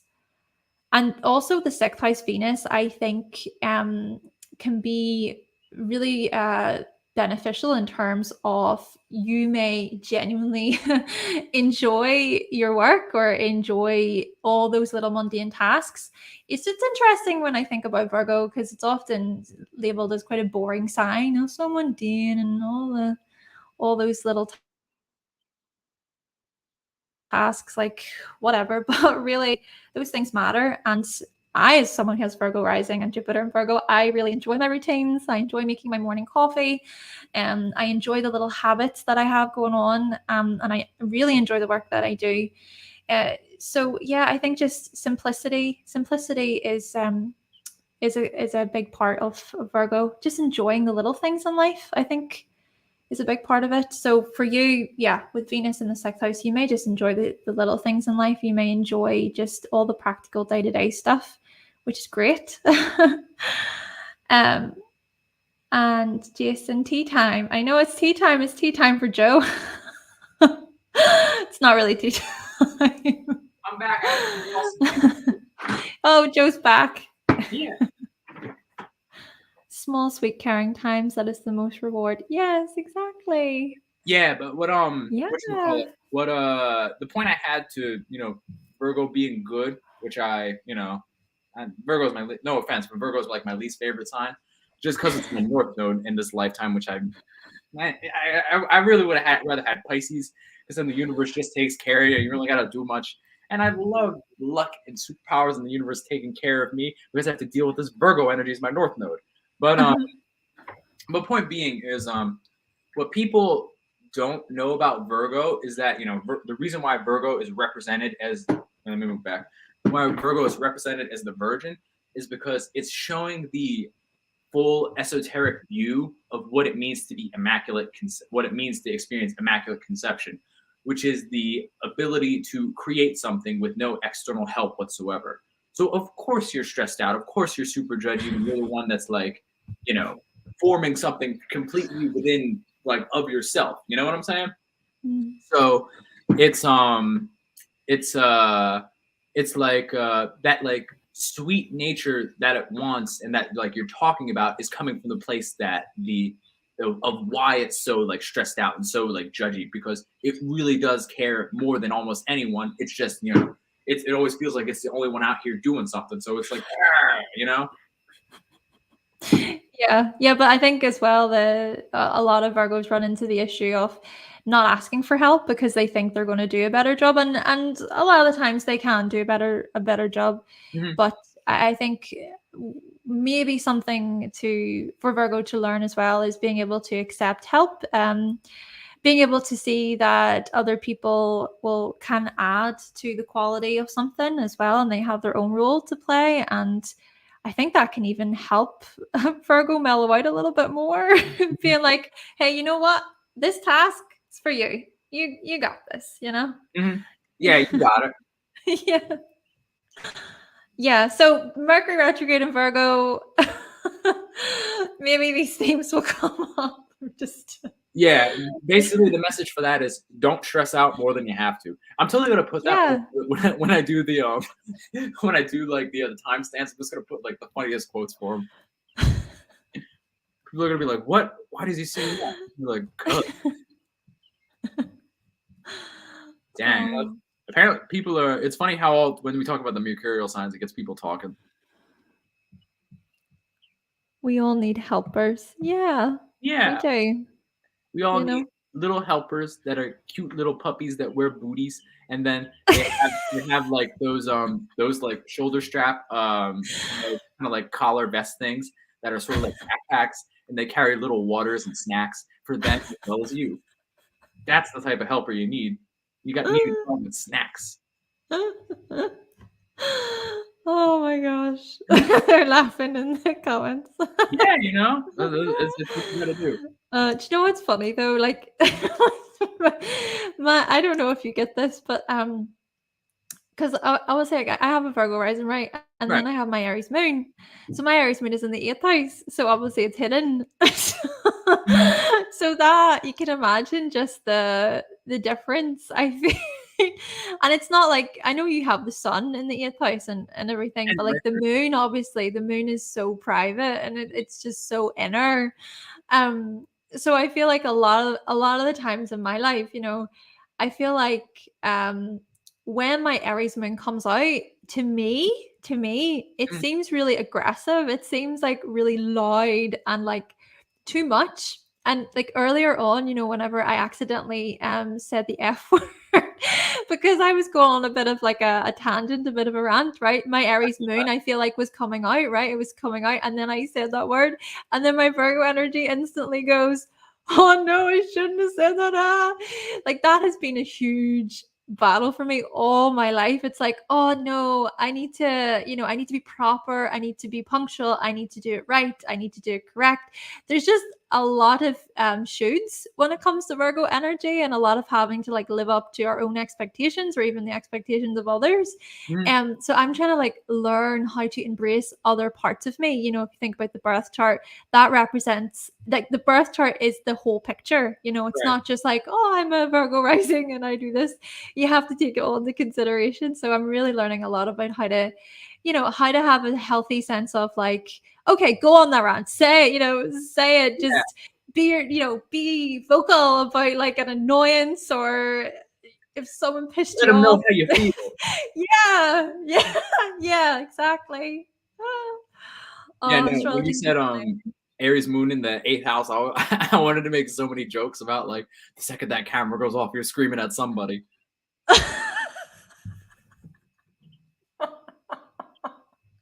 I'm screaming at somebody. Yeah, well, I was Just screaming at myself. I'm screaming at myself. What I would actually do, what I'll probably do after this session is like, I'll probably pick myself apart because the Virgo energy will go, oh my gosh, why did I say that? Why did I say it like that? And da da da da da. And then I'll get angry at myself, and I'm like, oh, that is what will happen. oh, don't tell me that because now I'm gonna put a random section that has nothing to do with what I title it as. Hannah, look, criticize this section, and I'm gonna be the one talking. Oh my god. I'm probably not gonna put that much Oh, that's what I jeez. thought of. But yeah, but anyways, did we discuss the trine between Virgo as well as the Tauresian retrograde, which I believe are the last two? Yeah. Oh, okay. Oh, we did discuss the trine? Oh no! Oh no! Oh, sorry. The trine. Yeah, we briefly touched on Mercury retrograde to the trining Jupiter, and then with Uranus and everything as well. I think, Mhm. unless you have more that you wanted to add about that, or Mm, no, not really. Other than it'll just add to the feeling of like instability. So just really like when we do have that retrograde time, don't add on to the excess stress that is already there because you're not like don't worry. Don't worry at all. The universe is gonna take care of all the worrying for you. I guarantee it. Especially oh man. Don't even get me started on that. Don't even get me started on that. That's gonna be a whole thing. yeah. So that must be a big yeah. That's another few words for this summer of retrogrades. Everyone, just don't worry. Just as much as you want to worry, as much as you want to stress out about things, just don't. Just I know it's easier said than done because yeah, you're still gonna feel it probably, but just try your best and not worry. Mhm. Okay, it's all gonna work out in unexpected ways, ways that you can't really control.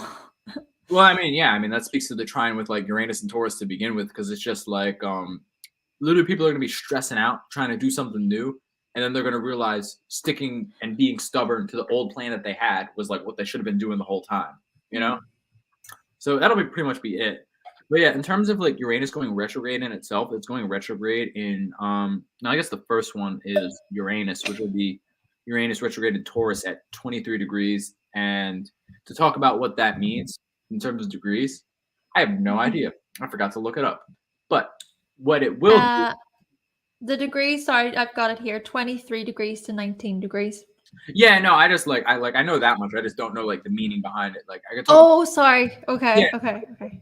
I could talk about the numerological aspect of it because the only really things that like matter when you're dealing with degrees is understanding the decans, as well as the star behind it, as well as the numerological viewpoint. So it's like, you know, we're going from a number 5 to a number 1 basically, which is a lot of the very, if you think about the fifth house and the first house, so the two very like individualistic signs. So it'll really kind of it's really just going to be like a reminder of like what are you individually stubborn at and like how do you really want to change that, because with Uranus retrograde it already hates Taurus, so when it goes retrograde it's basically like having to watch a dream that it already experienced happen again, so you can only imagine how bored Uranus really is. So with that being the case, it's kind of like touching on you really looking deep into how much time you didn't spend changing your life in pursuit of, probably just like guiltless pleasure, Because that's what a lot of people are going to be doing like during the summer, just chasing guiltless pleasure, like focusing on nostalgia. Not to say that it isn't like well deserved, especially what like with everyone like kind of went through regards to the pandemic and just not being able to do anything. But like at the same time, it's like, guiltless pleasure produces guilt at the end of the day, because while the pain of discipline may weigh ounces, the pain of regret is immeasurable. Mm. And yeah, I know I'm speaking kind of broad here, but such is life. And also, damn, I forgot that Chiron only moves. I forgot that Chiron doesn't move that fast, which I hate because it's on my moon right now and I want it to move. What degrees is your moon? Like 16, 14. 16. Mm. Yeah, 16 degrees, 14 minutes. Yeah, it angles something cool, which I like. Sorry, I'm distracted by the comments. So with Uranus retrograde, so I have like some sort of practical themes that I just took note of just to do with Uranus being in Mm, Taurus in general. If we think about how it's brought themes up to do with financial innovation, breaking self-worth patterns, security disruptions, inspiration. unique. Sorry? Financial. Oh, I didn't even think about it like that. That's cool.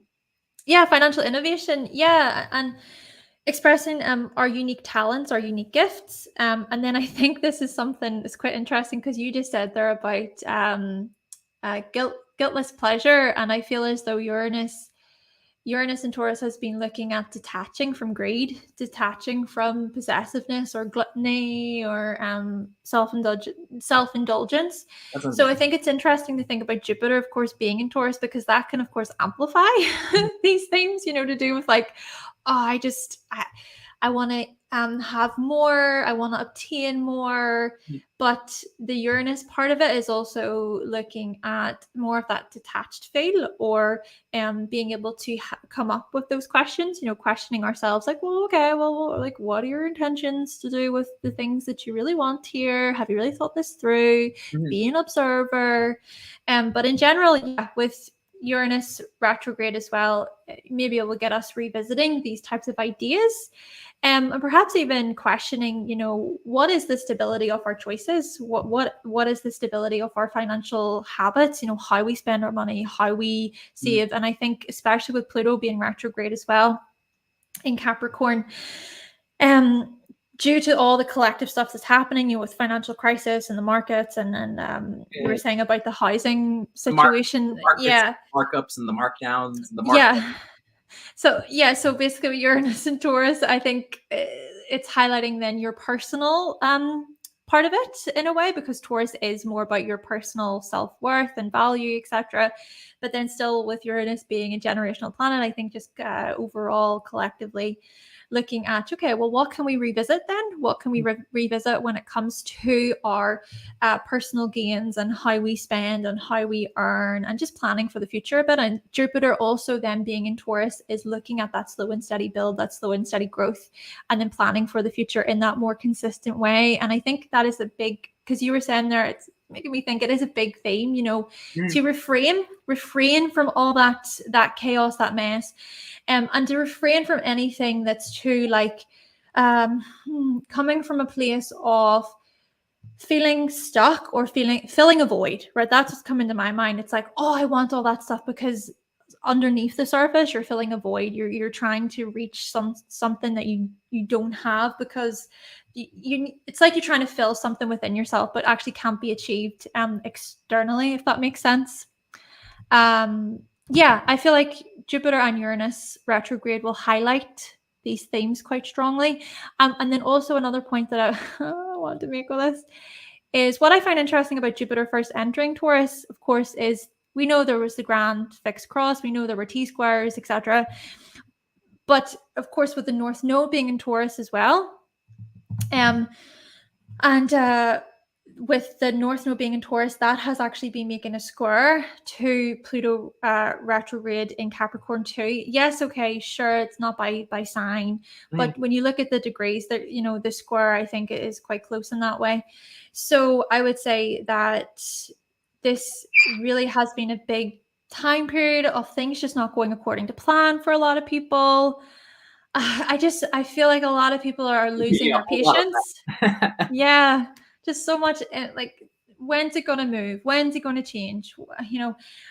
And I just think that what's important to keep in mind with this is, yes, in astrology, things do eventually move, things do eventually turn.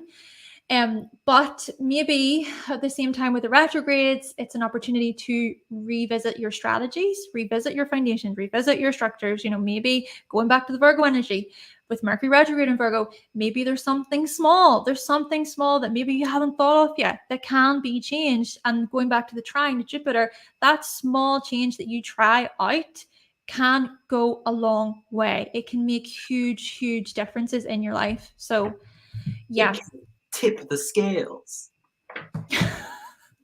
You never know. Like, you Never. never know. So yeah, it should be interesting. I think it's going to be one summer. Yeah, interesting. What the? That's weird. Um, but yeah, no, I mean, this kind of just brings up the point that I was mentioning earlier in regards to like really using the retrograde to identify what has the best leverage for you and what you really want to experience. Mm, Because what a lot of people say, and like this is like the perfect time to do it, is there's like the old Abe Lincoln quote, which is, if I were to spend 8 hours chopping wood, I would spend 6 hours sharpening my axe. And what he means by that is, think about it, stupid. don't be stupid and actually have a plan that'll work. You know what I'm saying? Mm. So it's just pretty much that's like what all retrogrades really are. Like the universe isn't expecting you to do anything per se, but what it is hoping that you do is that you actually, if you want to use it,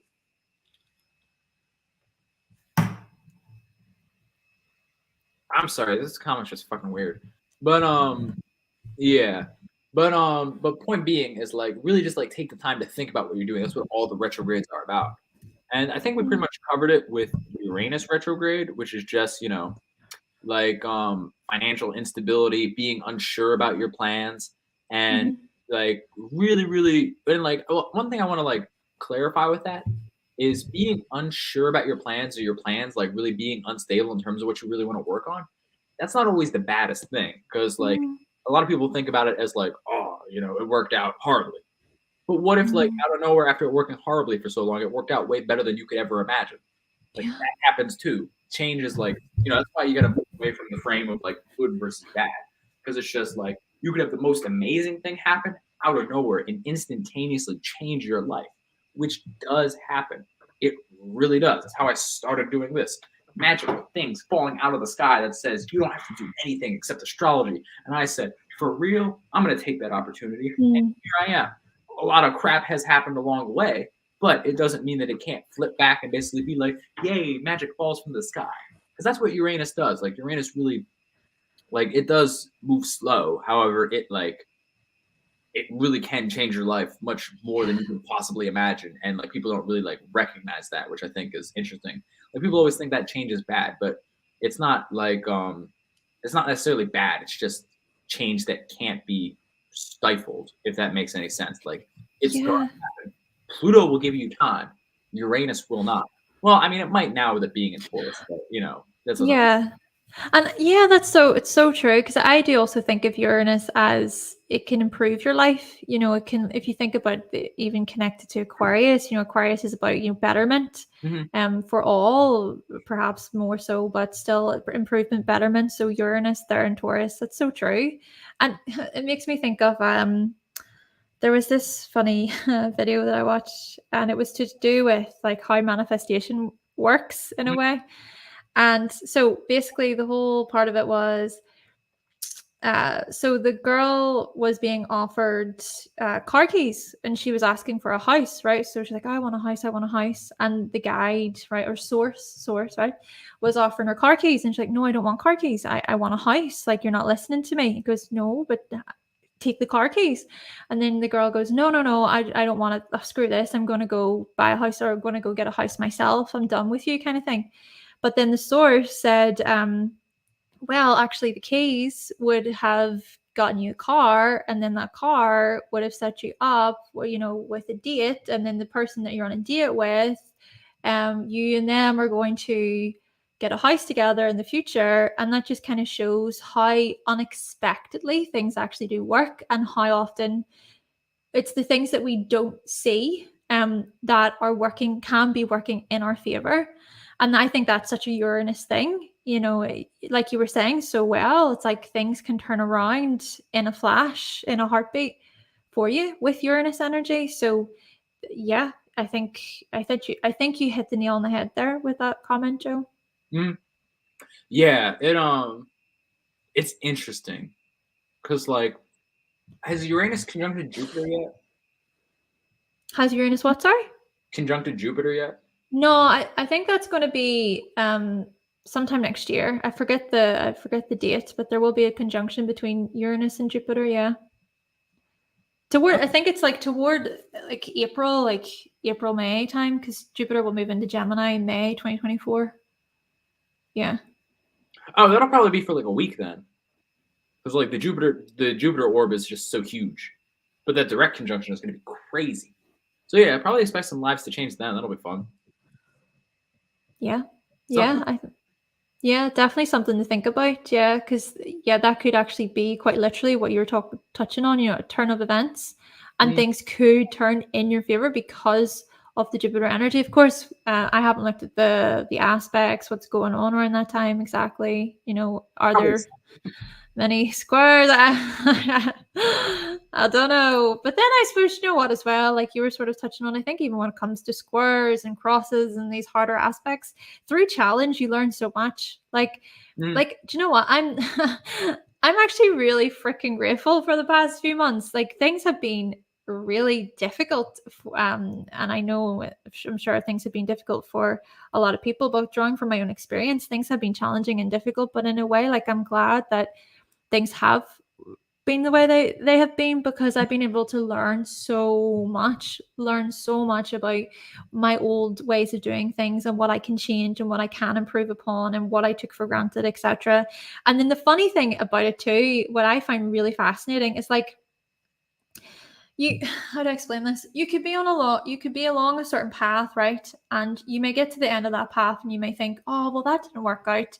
But actually, that path itself brought so many like interesting ideas and things to work with and ways to grow. And those things within themselves can be used for the next path or the next stage, or they can give you that inspiration, that idea to move on to bigger and better things later on. Like, I feel like I feel like this is what I'm learning in my life so much recently. It's just the importance of taking the good with the bad. mm, Well, yeah, you were saying it's like, how do you label those things? But it's experience, right? Looking at it as this is an experience. And yes, I know, I'm not going to generalize it and say 100% or to be black and white about it, because I do also understand that there are serious, hideous things that happen to people. And you know what I mean? Like, yes, things can you can learn from them, but also I think it's important to keep in mind the emotions and the feelings tied to those experiences. If it is that you've been through something really terrifying and horrible in your life, yes, give space for those emotions and those feelings. mhm. But the point being, for me, I'm really grateful for the past few months, in that I was able to, oh, I don't want to say the word awaken. I was able to recognize patterns and habits and things that I was doing that were actually blocking me and limiting me. And I think, especially with the lunar eclipse that we experienced in Scorpio a while back, Oh my man, gosh, that was hard. yeah. Frig, that was hard. I hate every second of it. Mm, But in hindsight is a wonderful thing, isn't it? yeah. You're able to look back and you're like, oh, like if it wasn't for that thing, I wouldn't be here. You know, it's just, yeah. Profound. Uranus, that's Uranus. Like that is Uranus, isn't it? Like Uranus is that type of energy. You don't know what to expect. You go through it and then you reflect on it later on and you're like, holy crap. That was crazy. That was Ah, crazy. yeah. You changed your life for the better or changed it for the worst? Who Yeah. knows? Who knows? Who knows? That's what Who that is. knows? But I mean, I think we covered. I want the bird sounds back. Come back, birds.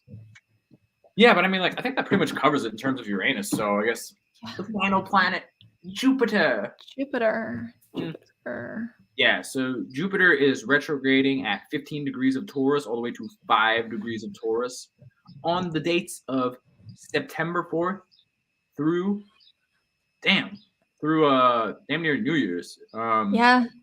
Yeah, December 30th. Ugh. That's how I feel about retrogrades. But this one's gonna be different with all the Martian influences. Anyways, yeah, Jupiter retrograde in Taurus. Like, I feel like that's really just gonna expand on all the instabilities that we've kind of been experiencing, not only with Uranus and Taurus, but also with the North Node. So whatever you've been like, whatever slow, stubborn like grind that like the North Node is pushing you through, that's going to be reflected because it's going to be, all that's happening while the North Node is in Aries. So when things kind of go from pushing forward via, however you want to push things forward, like extremely quickly based off all of the internal development that you did with the house that you have Aries in while Jupiter was in Aries, this energy of just like being able to just push forward while like looking back at all that hard, stubborn work you did is, I really think it's going to like fuel a lot of that Martian strength, a lot more than people have. However, that is highly dependent on if you did the internal work in regards to Jupiter and Jupiter and Aries while Jupiter and Taurus. Because like whatever project like you started, because like this is all like a big like wibbly from the universe, all the way from like all the way back from like early 2022, whatever like project like people started during that time, it really is going to be profound in terms of like the reflection of all that work you put in over just like the years and years and years of work. And I think that's going to be a very interesting time in regards to, hey, the birds that I asked for came. Yeah. Yeah. I just think it's going to be so interesting while people are just like basically just like dashing forward, like really giving that like harsh look and harsh focus on like their relationships and who they let into their circle versus who they don't. And I think that's going to be just like very interesting. I think during that time we're going to see a lot of Geminis like change up just like who they're just going to like willy-nilly let into their life and who they're going to like focus on and move forward in. Like it's just going to be such a unique experience that is like it's gonna kind of like honestly, I feel like it's gonna be like that. I mean, I don't know how it is in like over in like Britain or Northern Ireland or whatever in regards to like how much school you do, but I think it's gonna be like that. Like last month of like senior year in like high school or whatever the hell you call the equivalent of high school. In regards to like, wow, we're like feeling like really nostalgic, but it's like life is about to move forward and never be the same again because it's just like it's like that feeling of like yeah, like you're a brash teenager, but like that shell that's giving you that comfortability, aka the systems and structure systems that like society forces you through, is going to be ripped away, and it's like, well, you're an adult now. Yeah, I think it's going to be like very similar to that feeling of where it's just like things are exciting and scary and about to get very, very real. Yeah. Mm-hmm. Yeah, it's like now you have to go and live out in the big bad world kind of thing. Deal with it. Yeah. Yeah, pretty much, to put it simply. Yeah. And of course there'd be a lot of wisdom that can be gained from Jupiter retrograde every year. A lot of wisdom to do with Wait, is Jupiter retrograde every year? I mean, like I'm pretty sure it is, but pretty sure. I know Saturn retrograde every year. Yeah. Either way, I don't like it. Yeah, I'm pretty sure. I would need to go into my little notes to double check, but yeah. So I think with this time around, a lot of wisdom to do with our inner core and our self-worth. We throw in Venus, which is the dispositor of Jupiter. Venus being in Leo, and then with the square as well to Jupiter. I mean, that's going to be, I think, confronting is the word. Like this confronting ourselves, confronting the ego, confronting our desires, confronting our pleasures, confronting commitment, loyalty. Like, who are you loyal to? Are you loyal to particular people? Are you loyal to yourself? What does that look like for you? Yeah, I think Jupiter in Taurus, already I'm feeling it in terms of just keeping consistent at something instead of like the Jupiter in Aries thing of oh, I'm going to do this thing and I'm going to expect results immediately, or I want to get through this and just make it happen right now. But Jupiter and Taurus is teaching us such valuable lessons to do with just slowing down the process, keeping that consistency as well, but also making time for rest, making time for a little bit of relaxation. And then also looking at those building blocks, the building blocks to do with our resources, our finances, all the Taurus themes, thinking about those beginning stages even of our security. But the Jupiter in Taurus energy it's more so about looking at the bigger picture, looking into the future, looking at, using great foresight, I think. Yeah, and talents and gifts as well to do with Taurus. It's tied to our talents and our gifts. So if we think about Uranus being in Taurus the way it has been, looking at, like I was saying earlier, with unique talents, unique skills coming up a lot. Everyone's trying to find like their unique thing or their niche or whatever. Jupiter then in Taurus is coming along that same path, and it's giving us an opportunity to then see, right, okay, go and like make something of it, or it's more about, okay, expand with it. But of course, Jupiter retrograde, retrograde, of course, bring it back to the retrograde. It is more about, okay, like, let me sit with this. And then eventually it will turn direct. And the new year should be interesting, 2024. We'll have Uranus a few weeks in January retrograde, and then it will turn direct, and then we'll be in that little phase again where all the planets are moving, they're direct again. But that should be interesting with Jupiter then direct, and then maybe, hopefully many of us will have learned mighty valuable lessons to do with our security and our worth and our egos and our romance and love and all these things we've been talking about today, and we'll be able to move forward with greater confidence and assurance. And then also, of course, Pluto will re-enter Aquarius January 2024, and hopefully this time, I know it's also about expect the unexpected when it comes to Aquarius, and I know it's like you can't exactly pinpoint it, things could change so rapidly, but who freaking knows? Maybe by us really straightening a few things up over 2023, maybe learning certain lessons that we didn't learn when Pluto first entered Aquarius. Maybe whenever it does re-enter Aquarius, we're going to be more equipped. Hopefully. I freaking hope I am. Mm-hmm. I hope so. But then again, it goes back to what you were saying earlier, like you were saying, it could be like, a change could happen, and that could also be that spark, that could be that new thing, that could be that amazing opportunity that you didn't necessarily plan for, and may not be what you wanted, but it could work out really, really well. So yeah, perhaps. Side question, did you do anything fun for New Year's last year, or I guess the Gregorian New Year's? Did I do anything fun? No, I don't do anything fun on New Year's. No, I go to bed. Did you have a fun dream? Did I have a fun dream on New Year's? Yeah. Like a sleep dream, or like a dream of something to do dream? Well, both, honestly. No, why do you ask? Why did you? No, I did something crazy on New Year's. What did you do? Oh, I rented tuxedos and crashed black tie events with my friends. You what? Yeah, we rented like tuxedos, and then we went to like black tie events like in the city, and we just crashed them because we were well dressed. You crashed. What events did you crash? Sorry. Black tie events. Oh, right. Okay. Yeah. What was the outcome? We got a lot of free drinks and free food, and we actually ended up crashing a wedding, which was fun. Like, yeah, like, wow. Yeah, I mean, I don't know. We didn't know it was a wedding at first, but then we were like, "Oh, there's a lot of name tags on these tables," and they didn't even have champagne, which was dumb. So we had to get like other mixed drinks, and then we got champagne somewhere else. But yeah, I mean, it was a good time. We got tuxedos. We showed up at like a perfect time because we basically showed up where it was like a bunch of people like on the dance floor, and it was still that like little 5-minute awkward period where no one was dancing.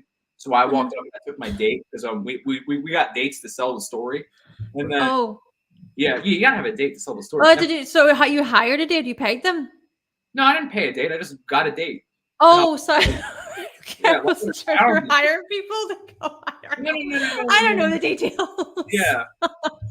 But so yeah, we basically like pulled up on it, and then we showed up at the point where like people weren't exactly dancing yet. So then like I pulled my date's arm and I was like, all right, we're dancing. And we were like the first ones on the dance floor to really be like people were standing there, but they weren't dancing. And then they played the Dancing Queen. And once they played the Dancing Queen, it was over. My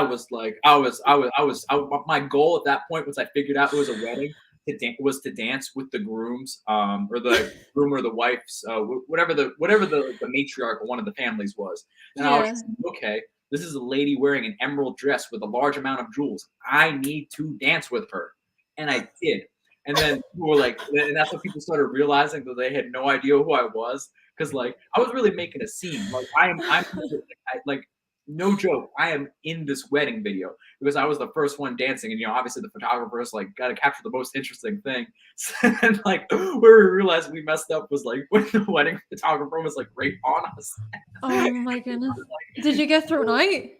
No, we left before that happened. And then we ended up hanging out at the hotel bar all night. And we were just like cracking jokes. Sorry, was this a different night to the other thing you were talking about? The wedding? Was it the same night? This is New Year's Eve. Same night. Oh my goodness. Yeah. Wow. Something to do. Wow. You gotta have fun with it, you know? That sounds so chaotic. It really wasn't as So chaotic as true. you think. Like, it was fun, but it was like we were like, in reality, we were only at, like, the wedding part for, like, 45 minutes because everybody started sitting down at their name tag tables. We were like, "Let's stop by the pastry desk and get out of here." Oh my goodness. Well, I certainly have not spent New Year's like that before. Like my New Year's are probably really boring. I don't And really that's go what I'm out. saying. You gotta use the energies of those planets to have a wild experience. Mm. So this year it's like try, seeing as most of the planets will be direct on New Year's, go Yeah, crazy. it'll be Oh fun. my gosh. Yeah. Yeah, no, this year, I wanna do the same thing, but I wanna make it international this time. Okay. So what are you gonna do? You're gonna do like a live on YouTube? Oh, no, no, no, I have no idea. I wanna find, like, a similar, like, black tie event, but at, like, say, like, I fly to, like, the Bahamas or something, and, like, I just Mm. find, like, some type of corporate event, and we just crash it again. Mm. So with having an Aries moon, how would you say you experience it in simple terms or in long And terms, whatever? how I experience, like, the Aries moon in simple terms and how I experience the Aries moon in that specific situation. Just in general. Oh, in general, I'd say I experience it in, like, a very, like, I mean, it's in my 5th house, so it's, like, extremely ego-based, for lack of a better term. So it's Mm. very, like, everything I do needs to be the most. I have to be, like, the leader. I have to have, like, unlimited energy. I tend to be, like, especially with, like, the Gemini natures, I tend to be quite dominating in conversation. I've worked a lot on that. I try not to, like, overpower people too much. That used to be a big thing. And then, Mm. really just, like, saying, like, the first thing that comes to my mind and being unfiltered way too much. Mm. But on the positive aspect, it's basically your energy levels stem from passion and desire. So it's Yeah. like, as long as you're doing something you like, you just don't get tired. Or Yeah. you literally work till you go, "Ugh," you know? Mm. But yeah, that's Yeah. how I experience it, at least. Very, very, like, a lot of, like, physicality, like, doing things that are, like, physically strenuous and, like, making a scene out of it just because it's fun. Stuff like that. I feel as though the fun part for you comes in because of the Gemini, because you have that Yeah. Gemini energy as well. Yeah. Yeah, and I relate to you in that you could just do the thing for ages and ages, Yeah. and then you're not even going to tire from it. And that's something I've had to even just pay attention to. I mean, I could even work until I'm really hungry or I'm really overtired, and then I get cranky and moody and stuff. So yeah, I think that is a big part of it. But trying to know what your limits are. Yeah, speaking of Right. fun, I'm just You doing got this for fun. Sorry, I wanted oh jeez. but, damn, what was I gonna say? Um, the Aries something about the Aries moon. I don't know what I was gonna say. Well, my with my Aries moon, it's in the eighth house. So I like my the way I experience it is that it's yeah, you can maybe imagine it is like it's a lot. It can be a lot. The emotions tied to it are very, very strong. And I've had to really learn to work on those things. Yeah, and as well, I think a big part of what I've been trying to learn is being more assertive, or like I think I was sort of touching on that earlier.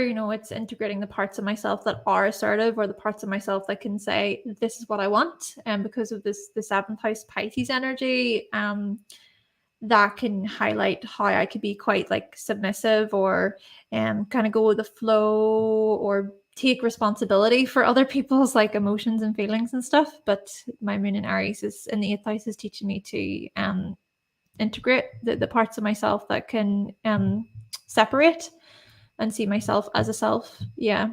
No, I feel that. For anybody else that wants to get, like, a quick little breakdown on their actual alignment, drop you someone to send it in the comment while we're talking Mm, about it. And then if you wanna ask a question about the actual retrograde season that we just integrated, feel free to mm. ask. But anyways, back to your point about the Aries moon, like, what did you say about were you talking about, like, it being in the 8th house in regards to, like, being, like, more, submissive or, like, drawn back in your Ariesness, or in other words, taking, like, selective, like, precautions when you're exerting that energy, or did you mean it in a sense of the eighth house kind of like holds it back in a sense of like it really needs to be something deeply triggering for you to like have that Aries like smack you in the face in this. Yeah, yeah, a bit of both. Yeah, because the submissive kind of part of it more so I think is to do with the seventh house Pisces. Mhm. But then yeah, with the eighth house part of it, there is a lot underneath the surface for me that I keep in that Mhm. I don't communicate or express or share.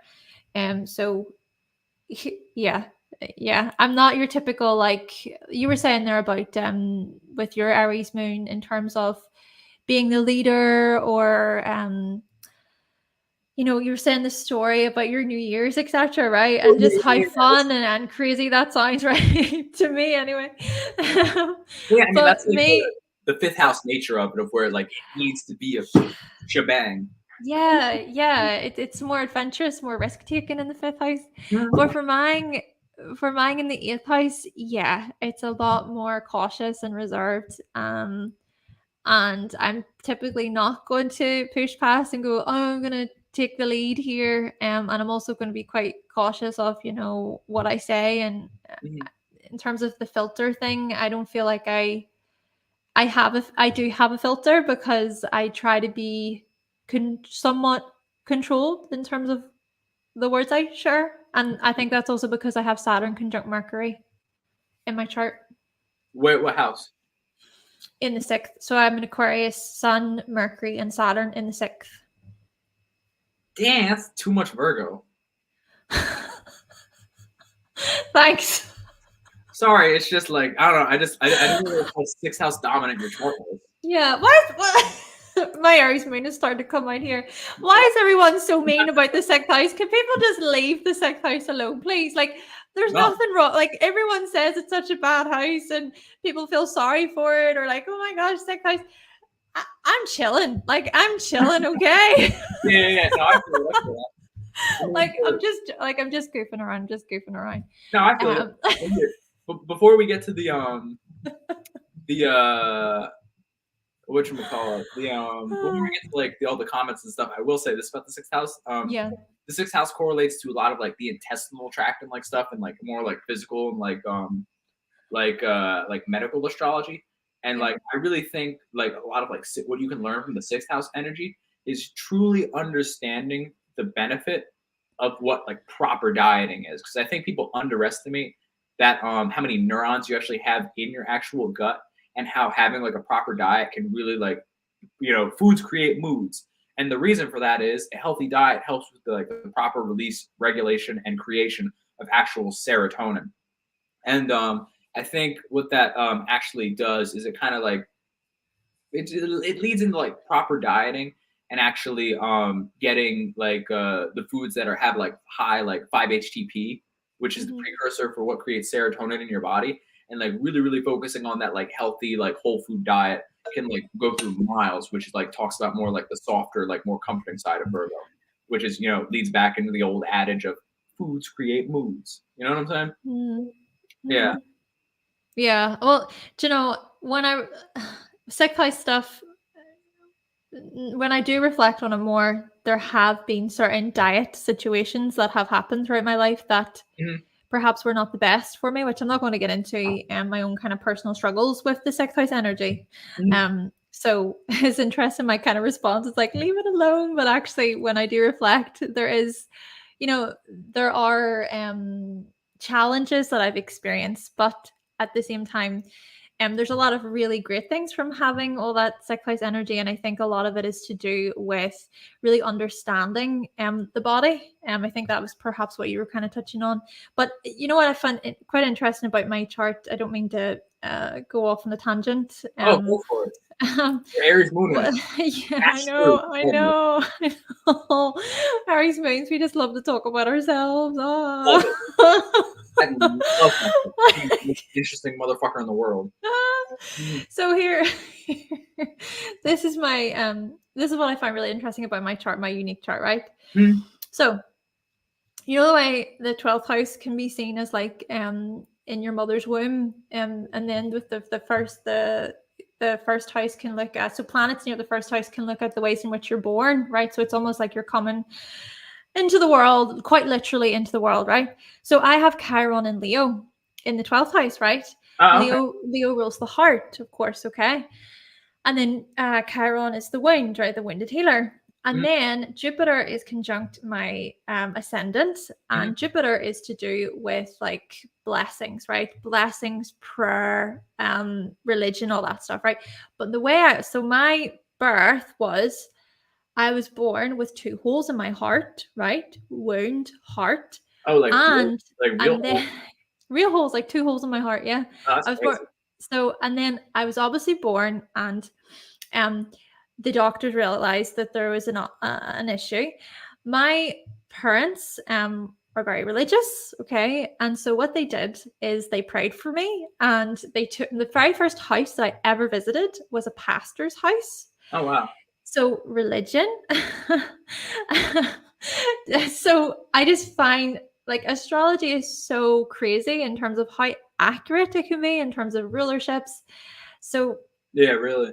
yeah, and then even if I circle that back to the 6th house energy, right, to do with health, I've got Saturn there in the 6th house. Yeah, that suggests that there were certain health issues, especially earlier on in my life. But I think, I think my Saturn return has given me so much perspective Hmm. about health, and maybe that's why I'm coming from a place now of like, yeah, the 6th house, like it can be really, really great. Maybe back then I wouldn't have said, you know what I mean? I would have been like, oh, this sucks. Oh, my diet sucks. Ah, I'm always exercising and I hate my body and all these horrible things.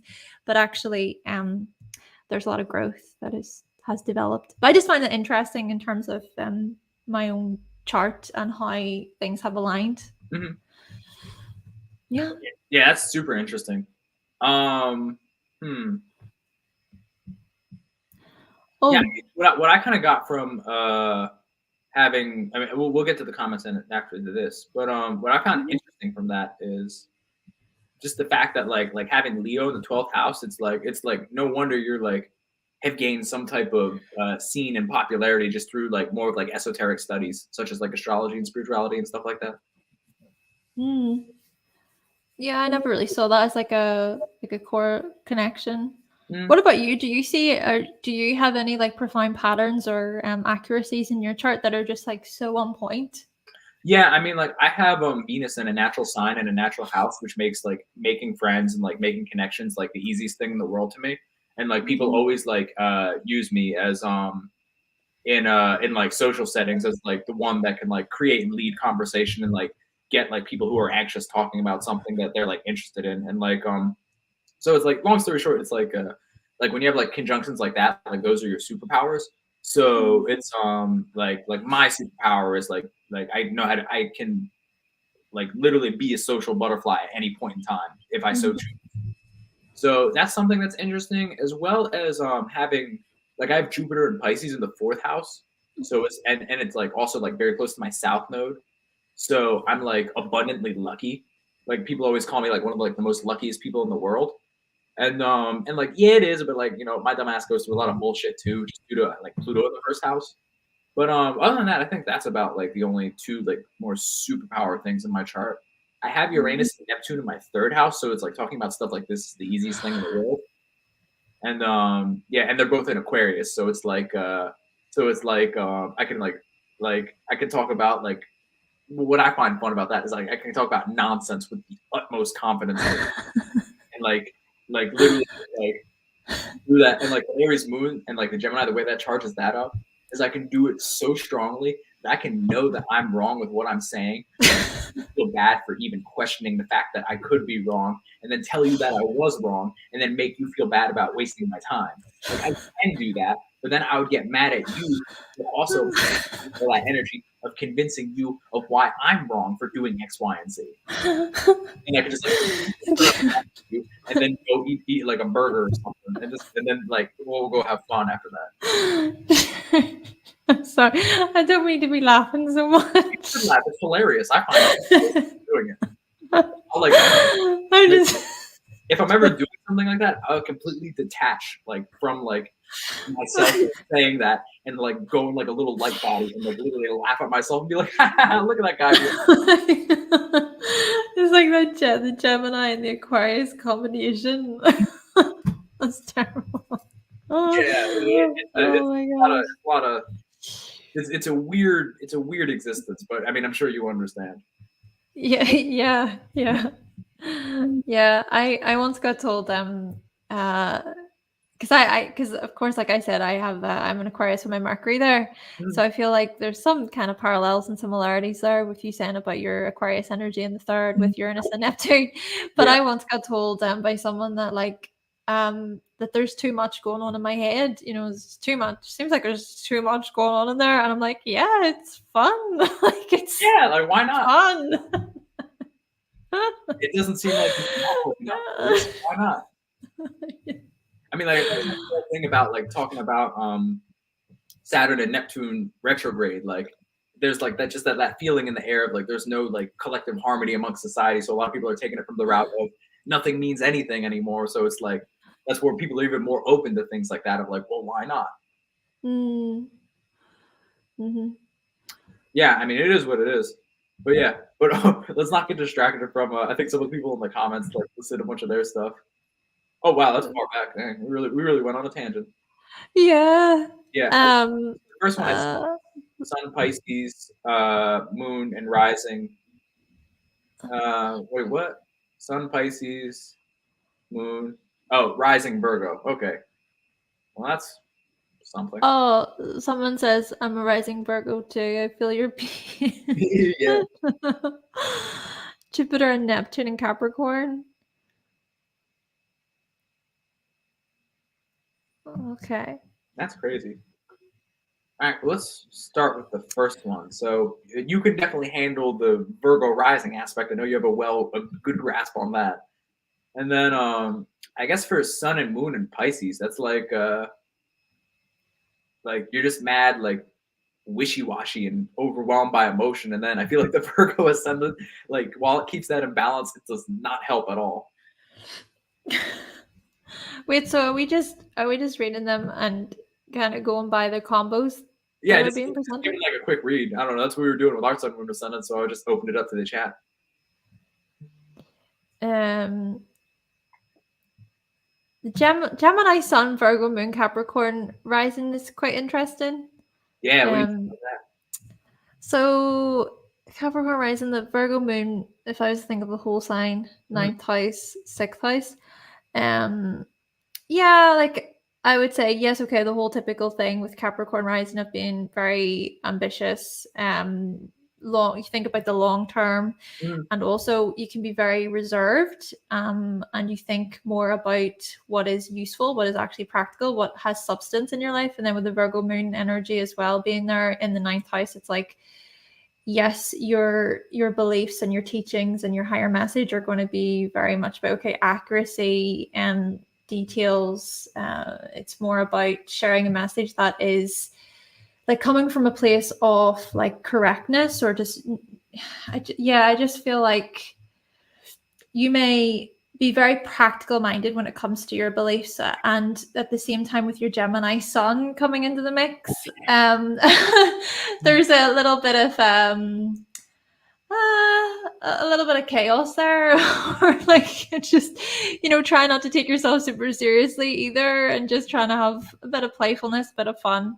And maybe your job as well really does require a lot of the whole usual stuff to do with Gemini, like marketing, advertising, researching, writing, communications. Maybe you fluctuate when it comes to your jobs, like you change up your jobs quite a bit, or you become restless and patient. And maybe that can even be a little bit frustrating for your Capricorn energy, because it's like you're trying to have something that is like more consistent in your life. But maybe you also like that kind of that freedom. Maybe you need a bit of freedom in your life in that way. Yeah. Sorry, that was a bit of a tangent. No. I mean, that was perfect. Yeah. To sum it up, I would basically call that like great planning and not so great execution. Like, because it's like like Virgo moon. If the Gemini sun doesn't get you off your path, the Virgo moon will. And then the feeling that being a Capricorn rising gives you is what'll like keep you on like like the large general path. But it's just like in terms of like what your actual like internal push and pull is, it's just a lot of mental chatter. which is definitely, you definitely are fully capable of overcoming if you haven't already for like Mm, one goal. mm, What I think people like neglect about like the rising sign a lot is like that's like the energy that like you feel like you should be doing things this way, not as much you actually doing things this way. You know, because it's like your aura, your space. It's like what you're going to evolve into, but not necessarily what you do. You know? mm. I suppose as well, like the rising sign is often what was reinforced upon you. You know, people said you are this, you are that. You know, it's like Yeah, there's not the 100%.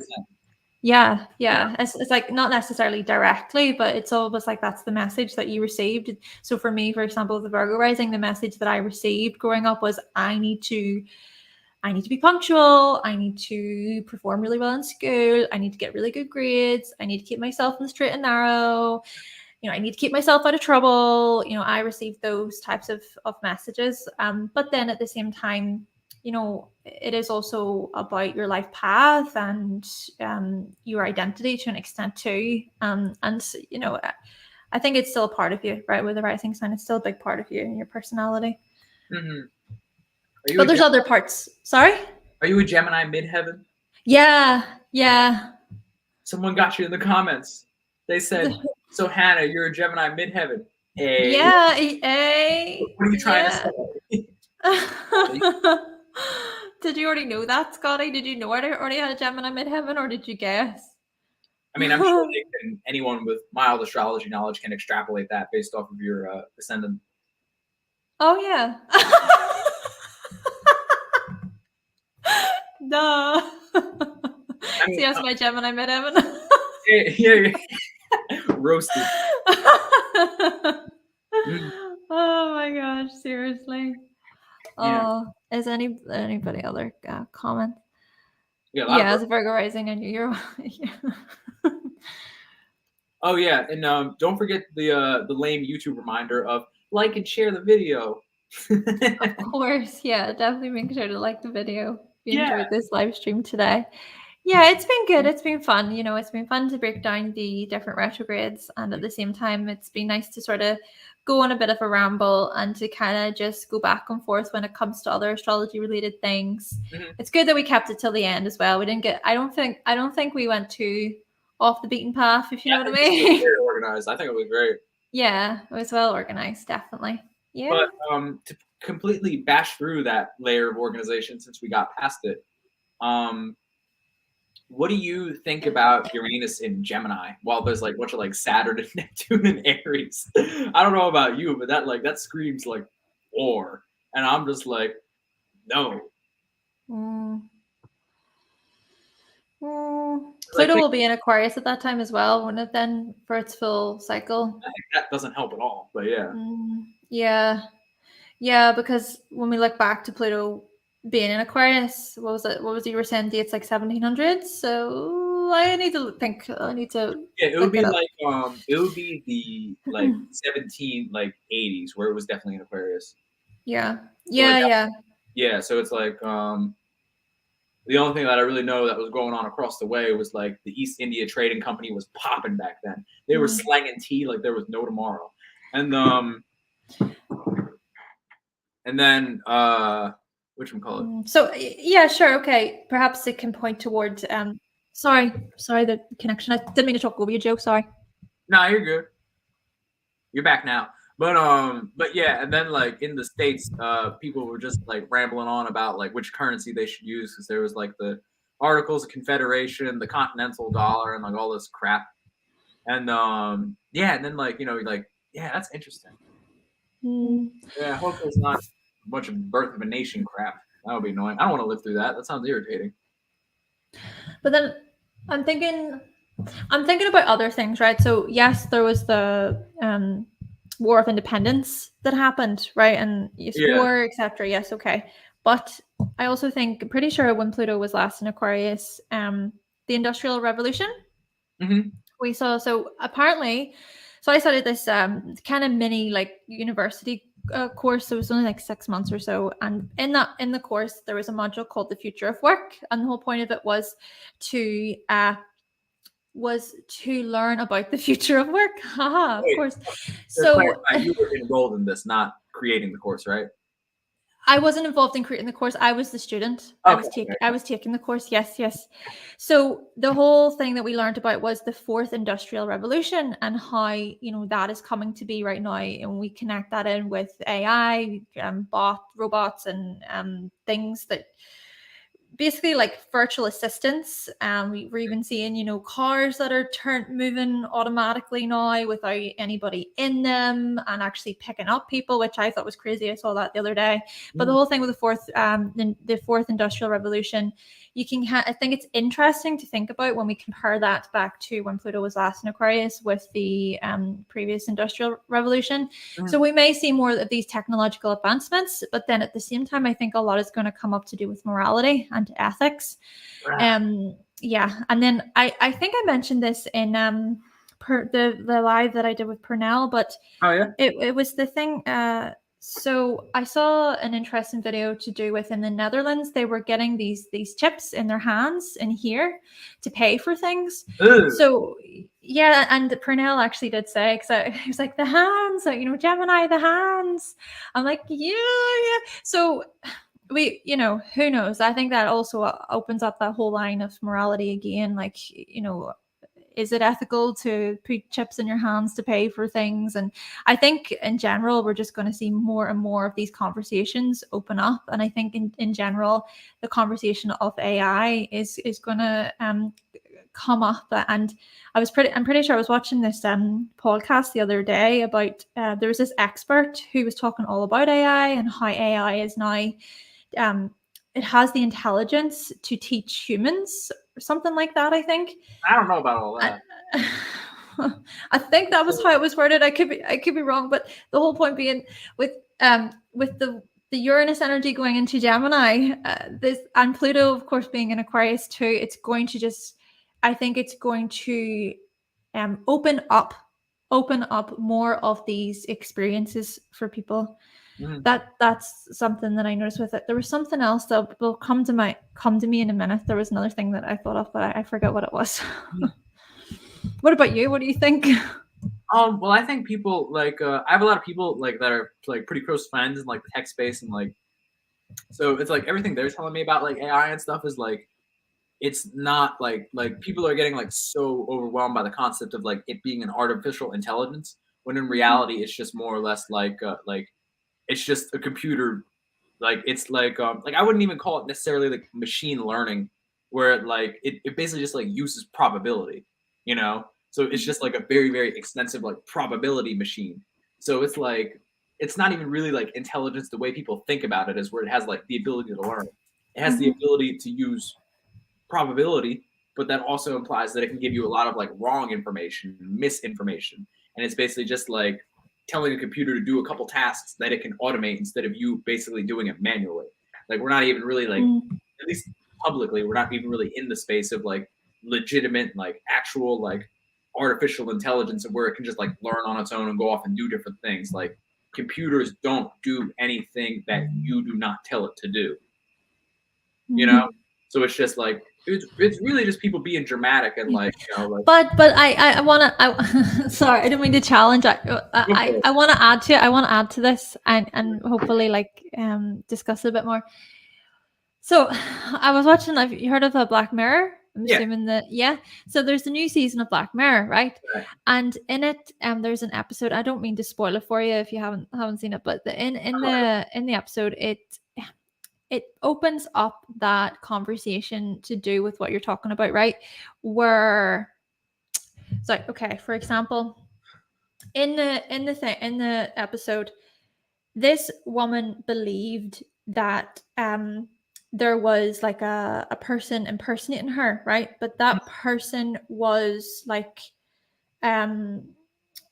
what's the word? Like a clone, but like a simulation, you know, that kind of way. It wasn't like real. So it's hard to wrap my head around, but I'm trying to explain it as best I can. But basically it goes to the whole thing of like multi-universes, and like there could be a whole life, you know, there could be a whole life in this jug, and we're looking at that life, or other people from other places are looking at us and we're in that simulation.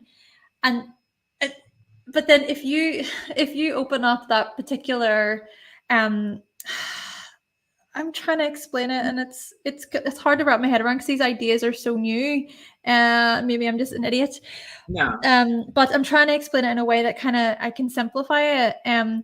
So let me think of metaverse, right? Metaverse, right? Facebook, metaverse, all that stuff. Right. What who's to say that the people in metaverse won't become conscious? They're consciously aware of themselves, right? So if they're consciously aware of themselves, Mm.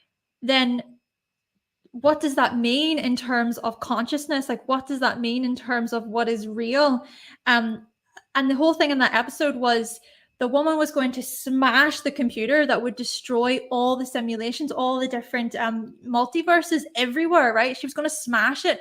But this other woman was saying, don't smash it. You're going to kill all those people. But sure, those people aren't real. They're not real. Mm.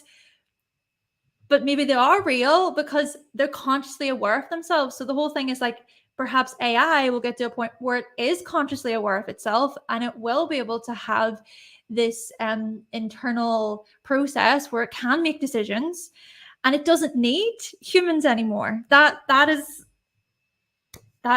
just an idea. That's something that I am like, oh, I wonder, could that actually ever happen? My Aquarius energy is like, ooh, so curious. I mean, but like, do you not feel that based off all the movies that have come out, like from the '80s till now, up and for this time, groomed you to think that? Giving the Terminator, the Matrix, like I don't mean this in like an offensive way, but like No, I no, no. wouldn't say that that idea is necessarily that creative.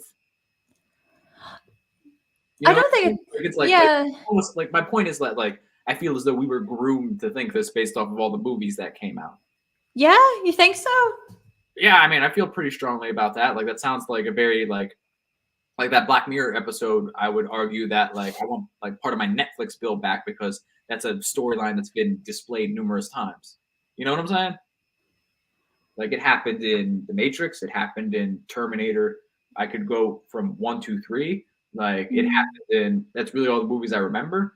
But yeah, I don't know. I just feel like, but to your point of talking about like it eventually becoming conscious, sure, mhm. yeah, probably. Like once we get to Chat GPT version 40, it probably will be like you'll probably just have an app on your phone or that attaches to your watch, and you'll be like, oh dang, I'm feeling hypoglycemic right now. Let me eat some sugar. And it says, hey yo, man, Mm. there's a Starbucks like 20 minutes around the corner. Do you want to go to that one or do you want to wait it out? And then you were like, and then you'll just talk back to it and be like, yeah, I don't know. Give me my hoverboard. I'll get on there. And but yeah, I mean, like it could get to that point, but like as of right now, like it's so primitive that like Mm. it's not like I feel like time would be better spent if people deciphered what consciousness means to themselves rather than relying on an external format to force them down that question that they're probably not even educated enough to make a decision on. Mm. You know, because it's just like we got to figure out your own consciousness first, and like wondering if you're a simulation, all that stuff. And also, side note, by the time you can get a job in the metaverse, I'm giving up on the internet. Yeah, I'm not on the metaverse. I don't really know I don't know who how it is. works. Yeah, Yeah, yeah. I just think these ideas are so interesting to talk about. You know, it's interesting to talk about, you know, what does it mean to be like conscious? Like what is yeah. consciousness? Mm. Like yeah. Yeah, so going back to your point of Uranus and Gemini and Pluto, Aquarius, um, yeah, perhaps more of these themes will come up more strongly. Or you know what, it could even go the opposite way, where a lot of people are actually deciding that they want to live more of a simpler life, or they don't want to give in to the hype, or they're questioning things more. Um, Yeah, I want to do the simpler life. Like that just sounds too complicated. mm, These smart cities. Mm-mm. yeah. Oh, yeah. I don't want to Yeah. deal with AI cops No, me neither. because then I Me can't neither. jaywalk. I want to jaywalk. Yeah, I would rather move out into the countryside and live a much simpler life. Yeah, but yeah, I just think that what we're talking about is basically so Pluto in Aquarius, Mhm. and then Uranus being in Gemini, of course, Gemini conversation, discussing these ideas, and then even with Saturn and Neptune both being in Aries around that time, this could look like a bit of a global reset, so to speak. Oh you know, no, I don't want to deal you with that. know, you know. I mean, you're Yeah. right. I don't want to deal with it. Yeah, well, do you know what? That's the thing. I suppose it's interesting as astrologers, we can see these kind of patterns and themes and we can discuss back and forth. And I love that. I love that about exchanging ideas and showing curiosity and intrigue. But then it's when you're actually in it that is the important part, isn't it? And I guess that goes back Yeah, to your point you were saying about, we can try and study all these things to do with other people's consciousness, even aliens, right? A lot of people want to know about like, are aliens real? But I think you said it so well in that it is about bringing it back to yourself. You have to bring it back to yourself and really consider like, okay, well, what am I? What am right. I doing? I can get so caught up in the whole, that collective vision being an Aquarius. So I have to remind myself to just reel it in and focus on the now, focus on what I have right now. No, I Um, totally agree. mhm, I just think a better thing to like focus on with AI, at least personally, mhm, like from like more of like a Gemini standpoint, is just like actually like thinking and executing a thought is going to be something that's like such a pastime with AI that it's like the new name of the game is like thinking about thinking. Like what is the most efficient like thought pattern you can come up with to tell AI to think about something in that way and then create that, mhm, because it more or less like amplifies that like rudimentary thinking of like, okay, I want to write this. What words do I have to write? And it's just like you don't have to necessarily like think about what you actually have to write. You have to think about like how you want to prompt it to write about X, Y, and Z. You know what I'm saying? mhm, mhm. I think like that's like more of a more of like a tangible thing that like you could actually use it for instead of just getting so wrapped up into the fear of like the big tech playbook, which is like say we're open to regulation, be afraid of this, and then lobby against that regulation so you can get ahead of it. Like it's just like a classic like big tech company move. Mm. Yeah, you say there about fear, which is definitely a big Yeah, because like, thing. I mean, like what they did with Facebook, they did it with Google, they did it with YouTube. Like it's just a classic like big tech move to like Mm, get people fearful so they can gain control over the regulatory status and like put the ball in their court. So it's just like yeah, yeah, that's why like I don't want to go down like, the fearful road of like oh like AI could be this like it's like because it's like no, you know what I'm saying, like people are just like fear mongering really, and they're not really doing any research into what it actually is. And like yeah, I mean given the fact that it's like very like confusing for sure, it's big tech, mhm. tech is big and scary, but And it's like also new. Like it's yeah. new. It's a new experience, so people aren't really going to know much about it because there isn't a lot of information about it. Yeah. But yeah, I mean, Mm, but like think about it this way, like literally just like what you said about like Uranus and Gemini and Pluto and Aquarius. Like it's all about just you know optimizing your ability to control dynamic changing thought and like how to use that. Because yeah. like whoever's on top of that, like something's gonna be crazy. But then again, at the same time, as quickly they rise, as quickly as they will fall. So you know, it's really like trust me, we're gonna have a lot more time to like have our moments once those planets actually align. But while we're here, it's cool to ponder and prepare. Definitely. Yeah. Yeah. I think that's what's really interesting about astrology is you can explore these themes and you can open up those lines of communication. And maybe as our signs, like we just love that. We really take to that very well.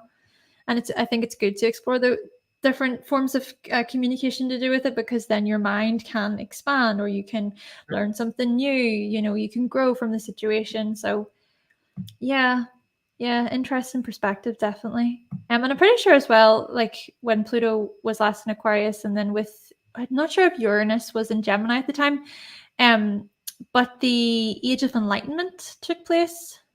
Yeah, the Age of Enlightenment. So is that like focusing on like more of these like a philosophical movement which focus more on ideas and liberty, progress, think about those Aquarius themes. And yeah, maybe we will see then this whole thing of like out with the old and with the new, um, new strategies, new technological advancements. But at the same time, you know what? Maybe technology can be used for good. Saying about AI and the fear surrounding it, but there can actually maybe be a lot of beneficial things that can come from it in terms of science and research and different developments that may be able to help a lot of people. But then it's also a question of like, will people actually use those developments for good? Hopefully, we like to hope so, but yeah. Yeah, I mean, why not? Because like, I mean, I think it's like one of the big things that people are worried about is like it getting so powerful that like it just starts like Mandela affecting everything. So it's just like for example, like the reason why like a lot of people are like super psyched on an aspect of like blockchain technology is that it'll be used as like a verification system for content creators. And then like unfortunately we have to deal with more like NFTs where it's like the ownership of that actual entity is bought and sold. But it's the way of the future. Everything's going to be bought and sold, just like Uranus and Taurus and Jupiter and Taurus is unfortunately bringing to the forefront. But such is life. Yeah, that's where it's like, it's really going to be a whole lot of type of things after the summer. And it'll be like, enjoy it while you can, because after that, the world's moving on forward and you're going to be like, you're going to be like, I don't know. We will see. We will see. But I think we've done good at breaking it down today. Definitely. I hope so. For sure. Hopefully people enjoyed it and find it to be helpful. No, I think they enjoyed it. We had about like 20 concurrent viewers throughout the whole thing, so I think that's pretty good. Good. And the video will obviously be there for people to watch and catch up on with the timestamps. Yeah, well, I'm gonna get to work on that at some point, but it'll be up there. We'll have plenty of time to come back to it. There's a whole lot of retrograde to pay attention to. Yeah. And then a big ramble at the very end. Well, yeah, I'm gonna put it in that. Oh, that can be the section where I'll be like, Hannah, overanalyze this. Psych. Yeah. But yeah. Anyways, I guess we'll open up the final questions and then we'll end the broadcast. Yeah. All right. You guys got about a minute before we get tired of these answers. We've been on here for 3 hours.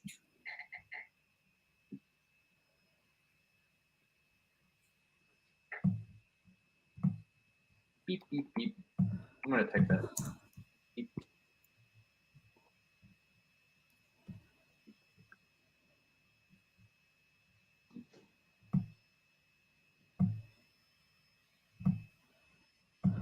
That last one was beep, beep, beep. Beep, beep, beep. Who said beep, beep, beep? Oh, me. Oh, you did? Yeah. Oh, it's like Helfer says you have 7 retrograde planets in your birth chart. Oh, well, welcome to your regular life. Yeah. Easy for you. Damn. Oh, do you like know any of your followers like that or no? In terms of what? Sorry. In terms of like, you've seen them in like your videos commenting, or you did a reading with them or like something like that. Yeah, there'd be a good few followers that would check in and comment, and yeah, forever grateful. Yeah. It's nice. It's nice. What about you? Yeah, I got a lot now. I got my biggest platform is Instagram, which is probably not the best for longevity, but in terms of, that's where I got like my community at, because all of them in my daily videos I'll always ask to like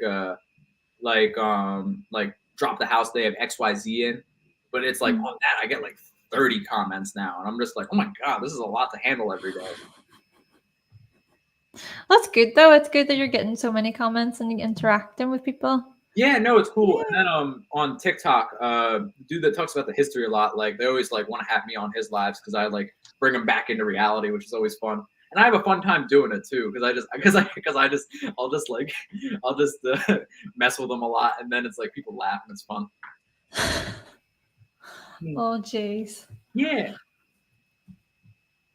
Wait, what the hell? You said a lot of internal energies, meaning feminists and delays as well. I don't even know what you mean by that.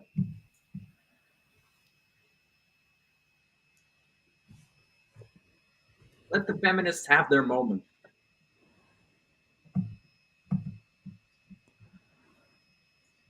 But yeah, I don't know. That seems like about it. If you guys want to comment, there's this thing called the comment section that'll still be alive and well, and we'll get back to you at some point. Yeah. Oh, he meant feminine. Oh, okay. I gotcha. But yeah, anyways, that's bye, guys. We'll see you in the future. Thank you. See you later. Thanks for watching.